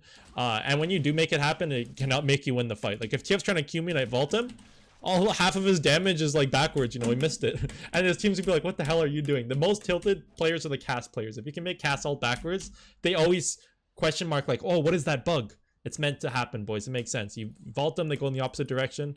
It's not a bug, it is meant to be. So this is a mechanic I don't use enough, but it's really useful, especially since the Alcoves came in, is if you're low and you're running to the Alcove, you can use this Alcove to channel alt, get alt, and then now I have my alt, so I have the best chance of survival because I am a lot faster, okay? So if someone's trying to gank you and you know you have no chance of survival, I can run towards this Alcove. He's gonna think I'm trying to juke, so he's gonna take him a second to walk in. I channel alt, I press W, I see him, and I run the other way, fly the other way, and I have a good chance of survival. That is a very fun mechanic to use, and I don't use it enough, but it is a nice addition since the Alcoves came in, which allows us to make use of our ultimate. So let me make another note of her ult. So let's pretend my jungler is ganking, right? And I want to make the use of his, I want to make the most out of the gank. The enemy champion standing right here, my jungler is trying to gank right here. if I channel alt right here in front of him and he sees me channeling alt, he's gonna run away because he's gonna think, oh no, Quinn's alting, I'm gonna run away. But what you do, guys, is if you're trying to kill someone with your ult, always leave vision and then channel alt, okay? So jungler's ganking, I channel alt auto vision. Now I have my alt movement speed to gank my own lane, and he didn't see me channel alt, okay? So the jungler's coming, I have alt channeled, and we're both ganking at the same time. Now I have more movement speed to come and follow up the gank and more DPS with my alt up. Same thing that works with lane too. So if I'm laning against someone and they're kind of low and I want to catch them off surprise, what I do is I'd hide in the bush for 2 seconds, channel alt, and now I can just fly him down. I can just run him down right there. He won't expect it because I'm out of vision for 2 seconds. He doesn't expect me to channel alt. So he's low, he doesn't know when I want to all in. I hide in bush, channel alt right away. Now I have movement speed to run him down, and he won't expect it, and I can just kill him right then and there. So using bushes and being MIA to channel alt is huge and can get you a lot of kills. So now, let me explain another great thing about Quinn's kit and how to make the most 5-head plays ever. Okay, this works in a lot of elos, and essentially what a lot of opponents think, okay, is when Quinn is MIA, they spam ping the living hell out of their team. Okay, they spam ping the living hell. So if I'm in shop, I base. Okay, I'm chilling at base, bro. I'm sipping on my tea, eating grapes, buying, flirting with some hot shopkeepers. You know what I mean? We're chilling in base. The enemy top laner spamming MIA to mid. Be careful the bot. MIA Quinn, they're like this. It happens all the time. Like I'm literally in base, buddy. Like I'm flirting. I'm trying to get some things, and then they're like this in lane. I know it's true because I look at the VODs of the games and you can see pings, and all I see is this. Basically every time I'm MIA, okay? So, that's why sometimes Quinn roams on Quinn. I do not roam early game on Quinn much at all because your ult, like I said, you're kind of slow. So if I try to roam bot level 6, I'm not that fast, okay? Look how slow I am without boots. Even with boots, you're not even that fast. Look, it takes me a hot minute to come because my level 1 ult isn't that fast. I go bot, and if I die or if I don't get a kill, now the enemy top laner has so much time to get my plates and get my make me lose CS, and you basically lose so much. So that's why early roams on Quinn are high risk, high reward, and I don't like doing it. But how I like to play Quinn is I like to pretend that I'm roaming, create that pressure, and don't roam at all, okay? So if I am MIA on Quinn, I pose a threat around the whole map without doing anything at all, and that is a huge asset, okay? So I can be playing top lane and I just walk towards this bush right here. The enemy top laner thinks I'm roaming mid. He's spamming his mid right now. He's like, oh no, be careful, right? So me being MIA, I create pressure on the map right then and there. So it's best with a pink ward. Let's say if I have a pink ward right here, I put a pink in this bush. I know they can't see me no matter what. I'm hiding in this bush. They're spamming mid right now. Oh my gosh, please. So right there, me being MIA on Quinn, I have a direct impact on the game without doing anything, and this is huge, okay? And I'm gonna explain why. So let's pretend that the mid laner wants to make a play on my mid. He's thinking that jungler's about to gank, he wants to make a play. Me being MIA, now their top laner spamming the living hell out of him. So right there, their mid laner is going to play back. He was gonna make a play on my mid laner, now he's gonna play back thinking that I'm roaming on him. So now I just prevented my mid from dying by literally doing nothing. Right there, they're making a play bot. Top laner spamming it because I'm MIA. They don't make that play. I just made an impact without doing anything, okay? So the best way to play Quinn is to not roam, but make them think you're roaming. So that's the most 5-head thing ever. And you guys might think, oh my gosh, that doesn't do anything. I'm telling you it does. And even high elo, it works super well. And to make this play even better, okay? To make this, take this from 5-head to 6-head. If I am stronger than my enemy top laner, let's say he's low, or I just know I can kill him, but he's playing like a little biash and he's hiding under his tower. What I do, I have a pink ward, put it in right here. Pretend I'm roaming mid. He's spamming, oh my gosh. So what the top laner does is eventually he's going to walk over here toward this bush. Okay? So what he does is, let's pretend like the champion, like I said, I can kill him. I know I'm stronger, but he's been playing so like hiding. I hide in this bush with my ult. He's going to face check this bush or he's going to ward it because he thinks I'm roaming. He's like 100% sure I'm roaming. And then he face checks his bush and I just kill him. I just all in him right there. So right there, not only did I create pressure on the map by just being MIA, I baited the enemy top laner to die. So right there, that's a double whammy combo, boys. So the best way to play Quinn is to make them think you're roaming, but don't actually roam. This is the most consistent way, and the best way for this combo right here is, like I said, only if you know you can 1v1 them. If they're stronger than you and you're behind, don't do this because you're gonna die. But a lot of times, Quinn has such a strong presence on the enemy, but they hide under their tower because they're playing like a little biatch the whole game, so you can't really kill them. So instead of me trying to chase them under tower, I make them come to me. And I kill them. And it works all the time, boys. I'm telling you, it's the most satisfying thing ever. That's why pinks are so useful in Quinn. Buy pinks, buy pinks, buy pinks for this reason right here. Okay? So make this. You can mimic this in game. And over time, you're able to make the most of it. So now let me talk about Quinn's blind one more time. So, Quinn's blind.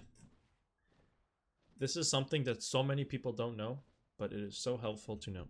Quinn's blind will cancel every single lock-on ability in the game if you time it correctly, okay? So, how a lot of lock-on abilities in the game work is if the champion leaves vision range when you use the ability, it's canceled, okay? So, think of any lock-on ability in the game. If, like Mordekaiser ult, for example, if Mordekaiser ults and I walk in the bush, the ult's going to be canceled because you left vision range, and lock-on abilities get canceled when there's no vision of the target, right? So the ability animation will go off, you leave the vision, it goes off, and it gets canceled.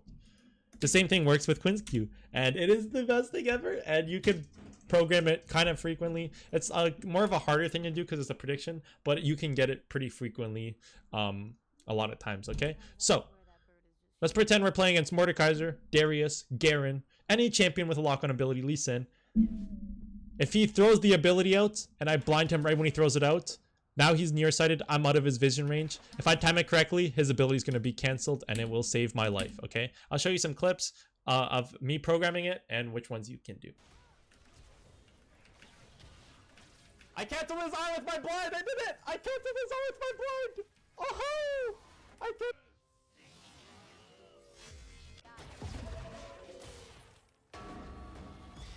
Okay, guys, and if you guys like Juking, Quinn's the Juker, and I'm gonna show you another mechanic that will help you so much with Quinn right here, right now.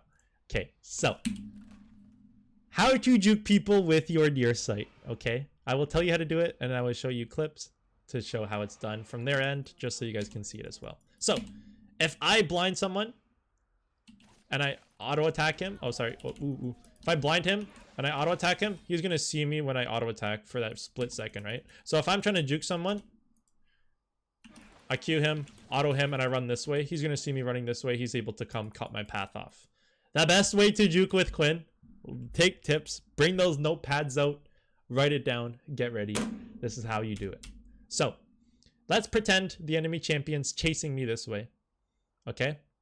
What you do is you run a certain way. Like say I'm running this way, I blind him, and then I don't auto attack him at all. If I auto attack him, it's going to reveal me for a split second, and he's going to see me change direction, and he's able to follow me, okay? The key to do this juke is you blind him, and then you just walk in the other direction without autoing him. So what's going to happen? He can't see me at all. He's going to think I'm walking this way. No matter what elo it's in, he's going to think I'm walking this way. He's going to walk this way, and I just broke his ankles right there. Like I call this the ankle breaker, okay? So I'm going to show you again. He's running, I have to run in a straight line, so he thinks I'm going this way. Blind him. Change direction, quick second. Now for that 1.5 seconds, he's going to walk in that direction, and that's usually going to buy you enough time to leave, okay? I'm going to show you a clip right here of me doing this mechanic against Adrian Riven, and he was so confused that he actually had no idea what I did. He was so confused. I'll show you my end and his end to show you the what it looks like from both ends and how to do it. So no matter what the champion is, no matter who the player is, you are going to juke every single person, okay? Every single person, but the key thing is not to auto attack. Because if I auto attack, he's going to see me for that split second, and he can see me switch directions, right? So if I auto attack, he can see me switch directions, so then he's able to change. But if I don't auto attack and I just switch directions, he's going to have to take the guess of where I'm going. And if I'm walking in a certain way, he's not going to think I'm going to try to juke him, so he's going to walk that way, and you get a free juke every single time, boys. Every single time.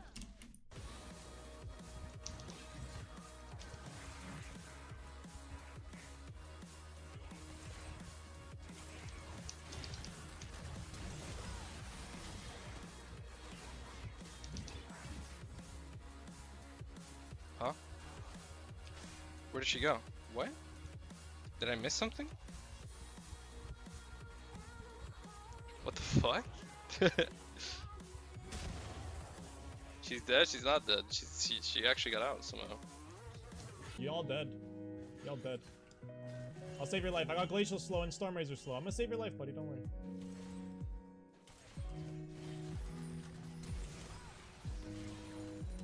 Call me the goat, though. Holy jeez, wait, I'm actually a fucking smurf.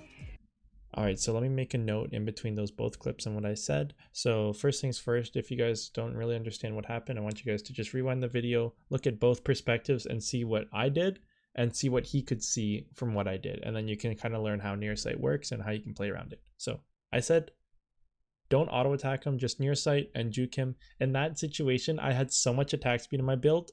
And the reason why I got the auto attack off and he still wasn't able to see me is because I autoed basically so quick with my quick attack speed that it went through before I switched direction. Okay, so most times you just want to blind him and then switch directions. In that situation, since I had so much attack speed, I was able to get that auto attack off. If you can get the auto attack off, it's even better because it means you consume your Harrier proc, which means you get more movement speed, which helps you with the juke even further. Okay, so just replay those clips, see how I was able to get those that auto attack off, and see how he was what he can see out of it, because I autoed at that perfect time and I switched direction right after the auto attack went through. But otherwise, if you're not too comfortable with that, or you don't have really too much attack speed, let's say it's really early in the game, simply just blind him, switch directions, and the same juke will work. Just not as effectively because you're not as fast. That case was like one of the best situations, but early game you can still pull it off, but just do the combo and practice it. Well, Lucian's back, bro.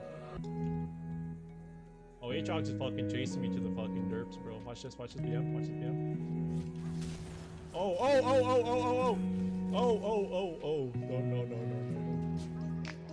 Watch his juke. Ah, broke his ankles.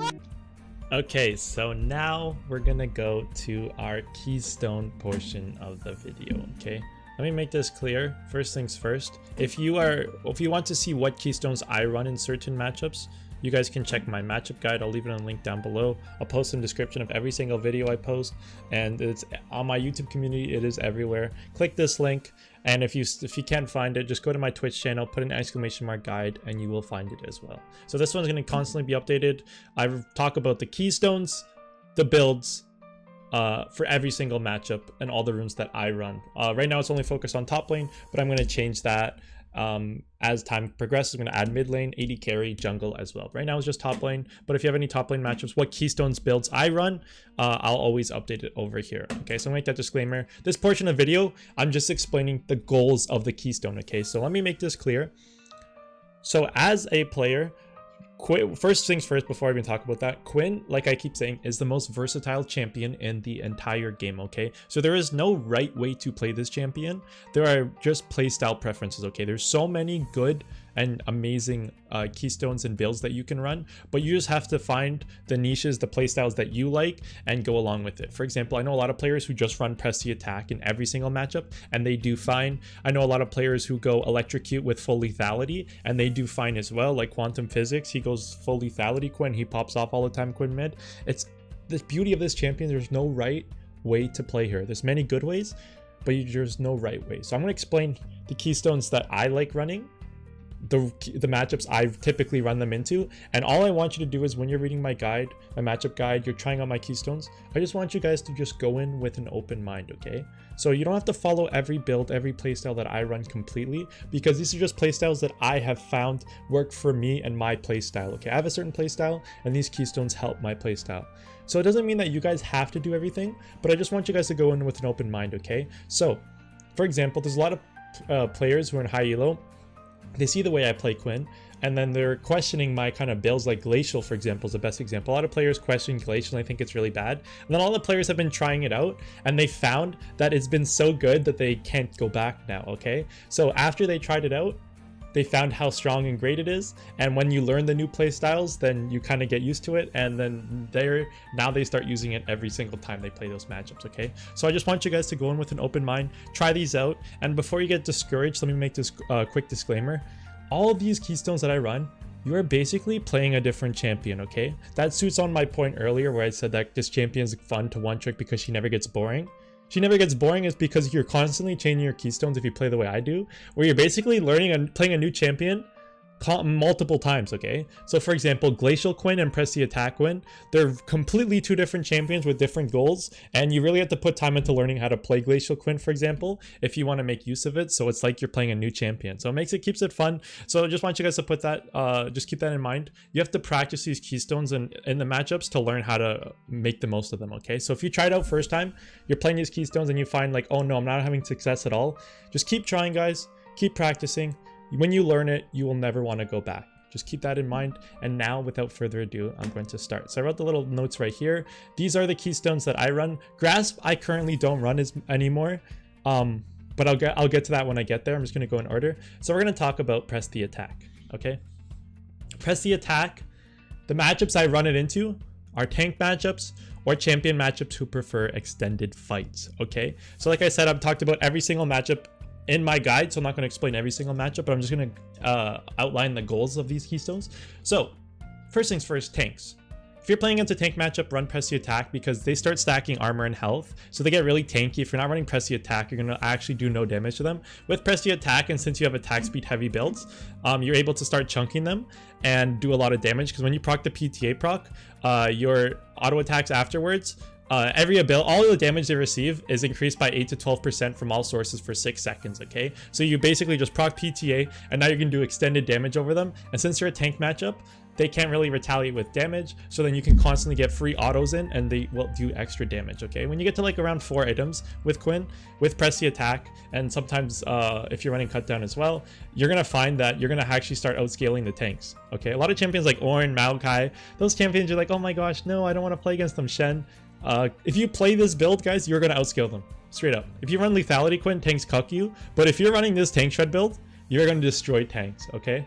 So that's why I like changing my keystone, because it makes it so that they think that they're going to hard cuck you later on, but they're not, because you're an AD carry who has a full tank shred build, and they will have basically no chance at you at all. You run Bork with this build right here, and they can't even play the game. So there you go. That's it. Just every tank matchup, you run it simply for extended damage, okay?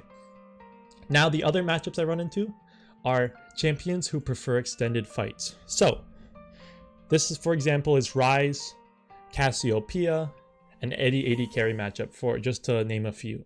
All those champions I listed, you want the extra damage from PTA, so that you can get the extended damage. But these champions are all champions who want to do extended fights, okay? So if they're trying to all-in you, they have extended fights. You want to run Press the Attack so that you can match up with it, okay? So when they're trying to all-in you, you proc Press the Attack. Now you do a lot more damage, so when you get in those extended fights with them, you have a better chance of winning. I also like running PT into these matchups for the lane phase as well. So a lot of times when I'm playing against like Rise or something, I use the Press the Attack just to proc the PTA and leave, because when you proc PTA, it does 40 to 180 damage on the proc itself. So even if you're not using it for the amplified damage, just having it, just so you can constantly proc the PTA every time it's up in lane, means that you constantly get a nuke at them, so then you can actually start winning lane the best with Press the Attack, okay? So that's essentially what it is. Let me make this quick disclaimer. So I'm not going to talk about the domination keystones, because I don't really run them as much. But I'll talk about the difference in where you would run them when I get there. But I'm just going to focus mainly on what I run, and then I'm going to go over all the other keystones as well in case if one finds your interest, okay?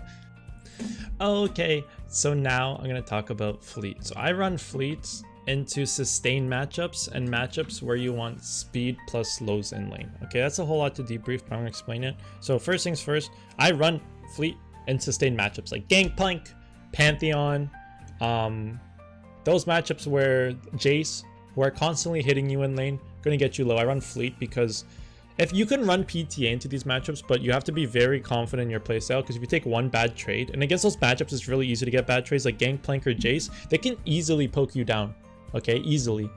And when they do, if you have run PTA, you have no sustain in lane, and in those matchups early lane is everything. So if you find that they get you low like level 4, Now you have to back because you have no sustain, and you have no TP on Quinn. So then now you're backing before 6, so you can't TP. So now you just got super far behind simply because of that. If you run PTA, you can win lane a lot harder in those matchups. But I recommend Fleet because if you make those mistakes, you're able to sustain your way back up.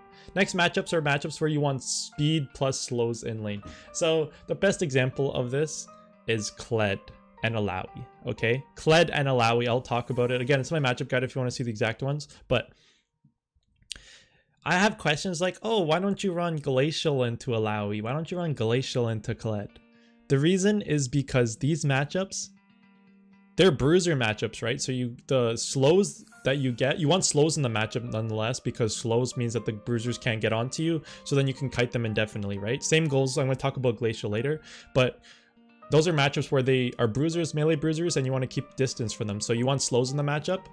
So what I do is I rush Stormrazor. Stormrazor gives you slows every time you get an Energizer attack. So if I'm running Fleet Footwork and Stormrazor Rush, in those matchups I get the slows. So when I build one item, I'm going to constantly slow them.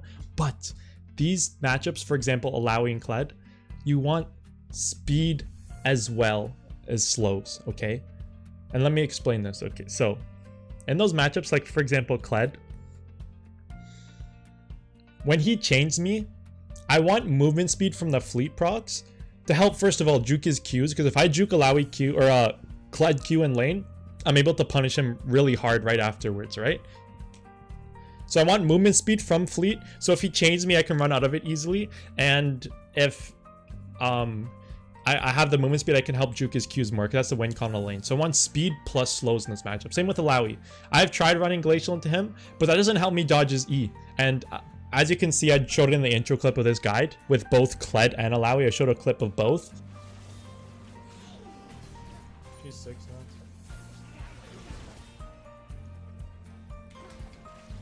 Side step D. There's a flash. Clap back, fade away. See you later, alligator. Stormrazor slow, baby. Come all in me, bro. I got flash and Nimbus cloak now. I'm not scared of you. I'm not scared of you, Kled. I ain't scared. Watch this. Juke is cool. Oh, nope. I got Stormrazor slow. You can't even get the chain. Look at that. You guys see that?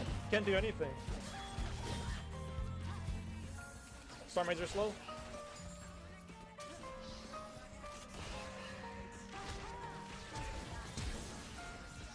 Nimbus cloak, baby. You can't outflash me. My flash is worth more than yours. In both of those matchups, you saw that when I juked their abilities with Fleet, I was able to instantly kill them right afterwards, right? So Alawi, if I have Fleet Footwork, I can easily dodge Alawi E in lane since I have the movement speed from the Fleet procs. If I dodge her E, I can instantly all-in her right afterwards. And since I have Stormrazor as my first item, I'm able to punish her a lot more. I don't have to worry about anything. I'm super fast, W max with Fleet proc that gives me movement speed. I juke her E, I retaliate right after, and she gets slowed. And there you go. It's the perfect counter. So if that makes sense, so I run it into matchups where I want first sustain, like Gangplank, Jace, all that, but also matchups where you want movement speed plus slows, both of them together. So now, the thing is, I'm going to talk about Conquer and Lethal Tempo. Conquer got nerfed really hard. It's really like you have to be really niche on it. I don't really like it too much. I don't think it's as good because it got super nerfed on range. You can experiment with yourself, so that's on you guys if you're interested. I don't think it's bad, but it's a playstyle thing. It was really good when it got reworked, but not anymore since it got nerfed. But again, you can try it out yourselves. Lethal Tempo, I've had questions about this. Why don't you run Lethal Tempo on Quinn?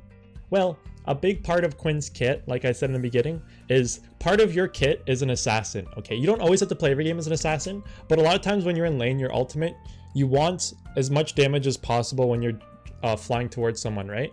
Lethal Tempo is kind of counteracts with that with Quinn, because when I go in and engage on someone, Lethal Tempo procs 1.5 seconds afterwards, right? So if I'm trying to fly in and assassinate someone, by the time Lethal Tempo procs, I get the attack speed bonus after 1.5 seconds. Either I'm dead or my enemy's dead most times, right?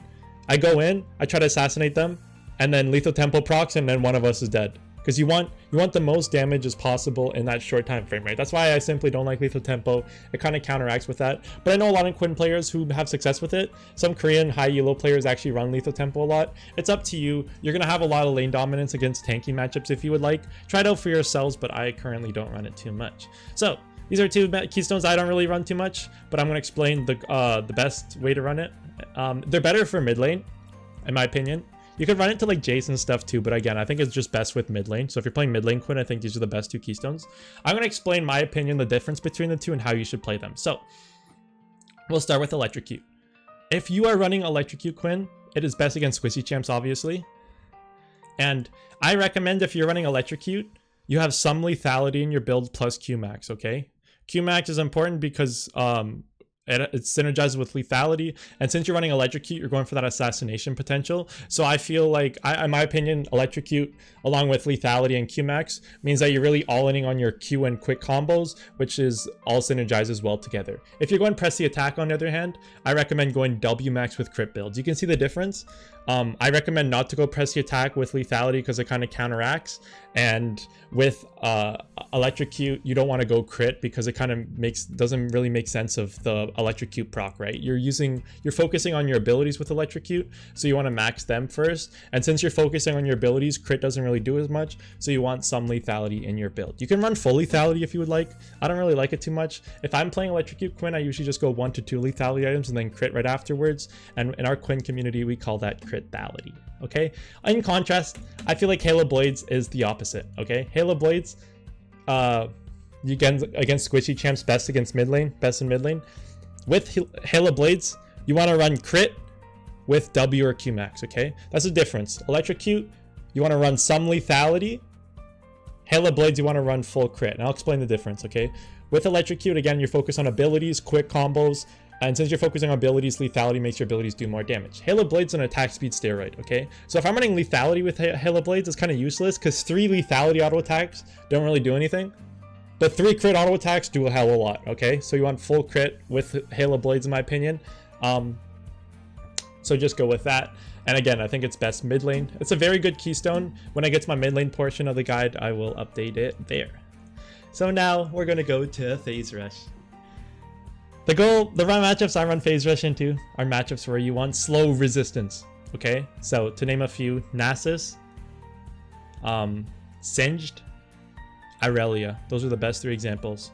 Okay, I talk about matchup guide, but those matchups I listed, what does Phase Rush do that Glacial doesn't do?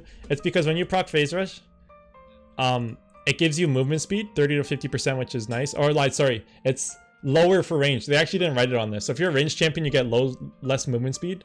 25 to 40. You get 25 to 40% movement speed, okay, when you proc it, which is pretty good. The reason we run it though is the 75% slow resistance. You guys see that? Movement speed based on level and 75% slow resistance, okay? So all those matchups, think about it, Nasus, Cassiopeia, etc. Singed. All those champions win the matchup with their slows, okay? So Nasus Wither, Singed W, and Irelia R. Irelia R slows you for 90...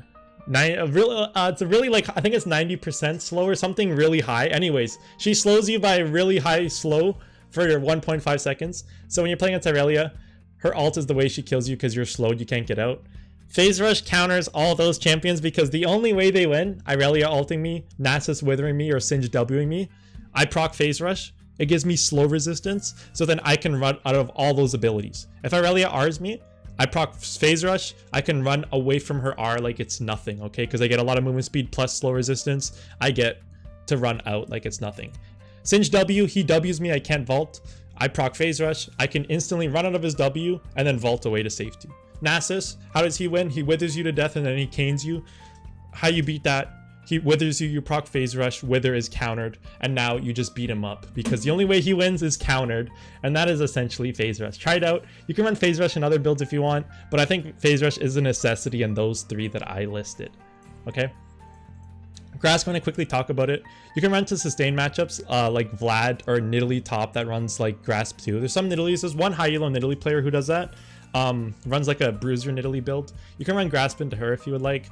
Also into Vlad. I run Prestige Attack into Vlad at the moment, but last season I used to run Grasp, and I find it's still good too. The only downside about Grasp is that you don't have the same like lane win potential. You're gonna basically match his sustain, which is nice. And if you like that, you can try it out. But in this nature of solo queue and winning early game, I've adapted just to running Prestige Attack. Yeah, that means that he's gonna out-sustain me in lane, but with Prestige Attack, I'm actually able to do more damage than normal, so I can win lane a lot more. Okay, so you can try Grasp if you would like into matchups like that. It's up to you. Like Silas, all those matchups who have healing, if you want to match healing, you can run it. I currently don't, but try it out if you would like.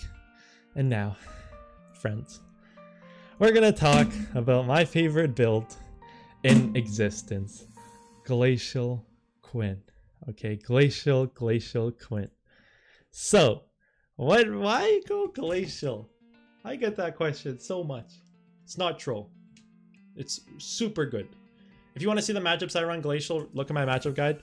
But essentially it's matchups like Renekton, Fiora, Jax, Tryndamere, etc. All those champions who have gap closers without really any slows, okay? Like the slows I'd run Phase Rush, like Irelia, etc. Otherwise I run Glacial. Why run Glacial in these matchups? Because Glacial makes it so that these matchups are unwinnable on their side, okay? I've played against TF Blaze Jax. He admitted that Glacial Quinn has no counterplay. And every time I run Glacial, even if you lose lane, when you get to level 9, you're gonna hard slap them, okay? I'm gonna explain the goals of Glacial. With Glacial, you run Blade of the Ruined King as your first item, and what happens is that first of all, your auto attack slow in lane, so every 7 seconds to 4 seconds, when you auto attack someone, it scales with level, it's going to do a slow on them, which is nice in itself, okay? If Jax is trying to engage on me in lane, I auto attack him, it slows him, and it helps me to keep distance from him, because those matchups, those champions, they win when they get close to you, because they're going to do more damage than you. You win by keeping distance from them, and that's what Glacial does better than any other Keystone, okay? So, when you build Bork or Bilgewater, now when you apply that active on the enemy, read what it does. Slowing a champion with active items shoots a freeze ray through them, freezing the nearby ground for 5 seconds, slowing all units inside by 60%.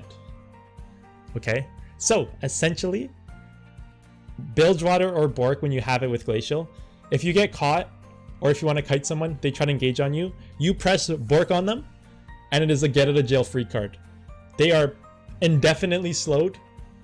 They're going to be tilted into oblivion, and they have no counterplay when they are slowed, okay? No counterplay. Because think about it. How does Fiora beat you? Fiora is a skill matchup, for example, if you run Pressy Attack, because later on, she's going to start cucking you, because if you vault, she's going to W your vault, and she's going to do more damage than you. If you run Glacial, you can make it so Fiora can never get close to me, so then I can just kite her down with my auto attack. Since I'm going a crit scaling build, I'll do a lot of damage to her, and she can't do any damage to me because she literally can't keep distance. If she jumps on me, I Glacial her.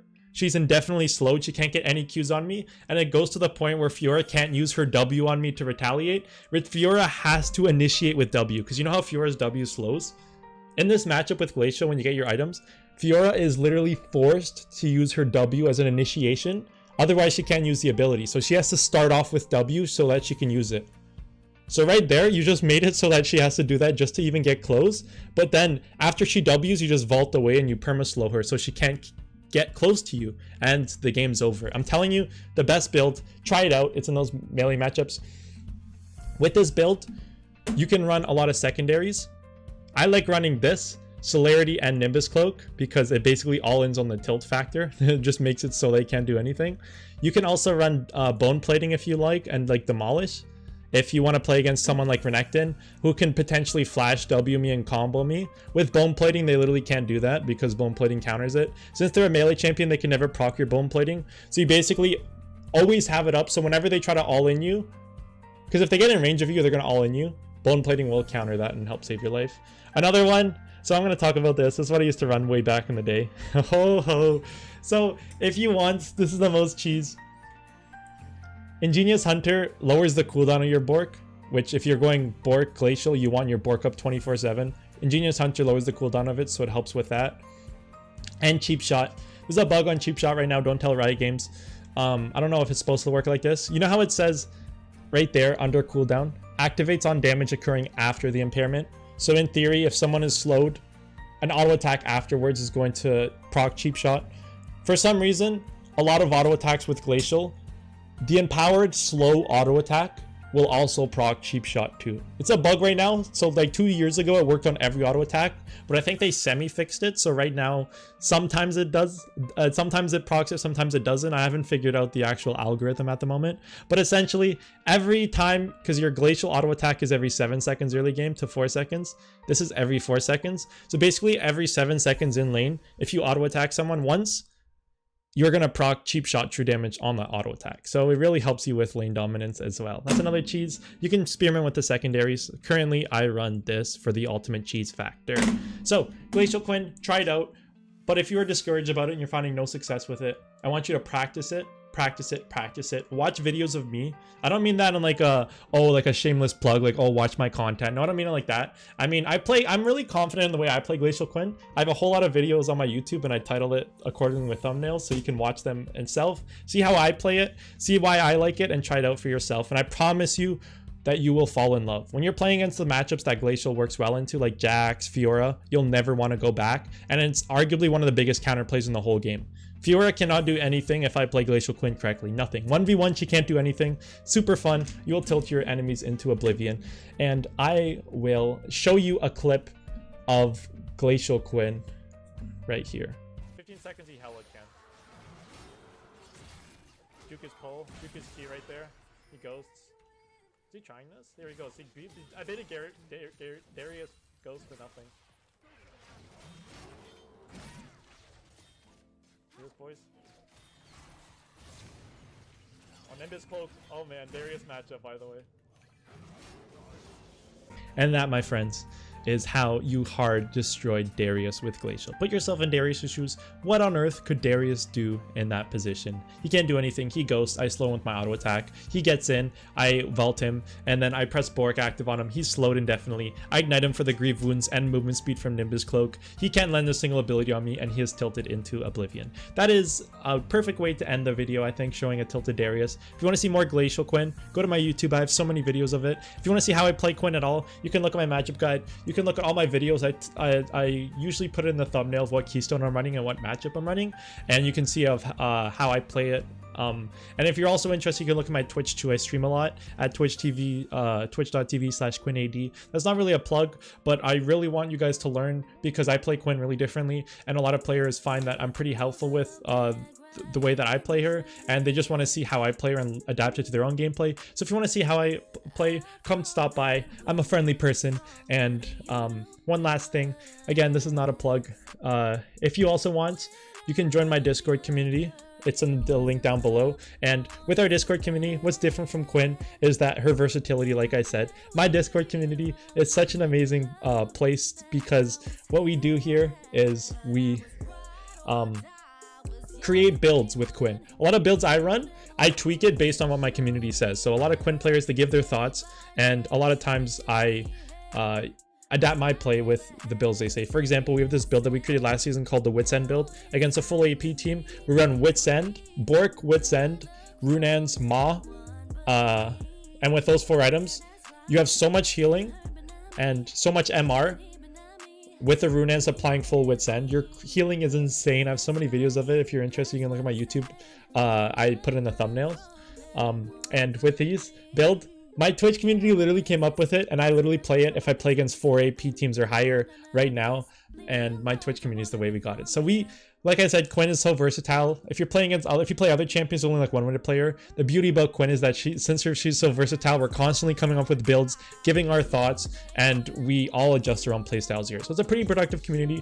If you guys are interested, you guys can join and contribute your thoughts. My goal is to grow our Discord community even more so that we can get even more productive conversations going in the future. So thank you guys so much for getting this far in this video. It really means a lot to me. If you guys can throw a thumbs up or a sub or follow my Twitch, I'd really appreciate it. Again, not for the shameless plug, but because I just really want to get my knowledge out there with Quinn. And I feel like a lot of people are thanking me so much for the content I provide with them, and I just hope that I can keep that going because you guys are wonderful people, and I really appreciate every single one of you. And if you made it this far in the video, I really appreciate that as well. And that is it for me. Get those clapback fadeaways, boys. Tilt those melee top laners. Tilt those Hashinshin players. And become that cancer range top lane that I know you guys want to be. Peace. But I was ride or die, was your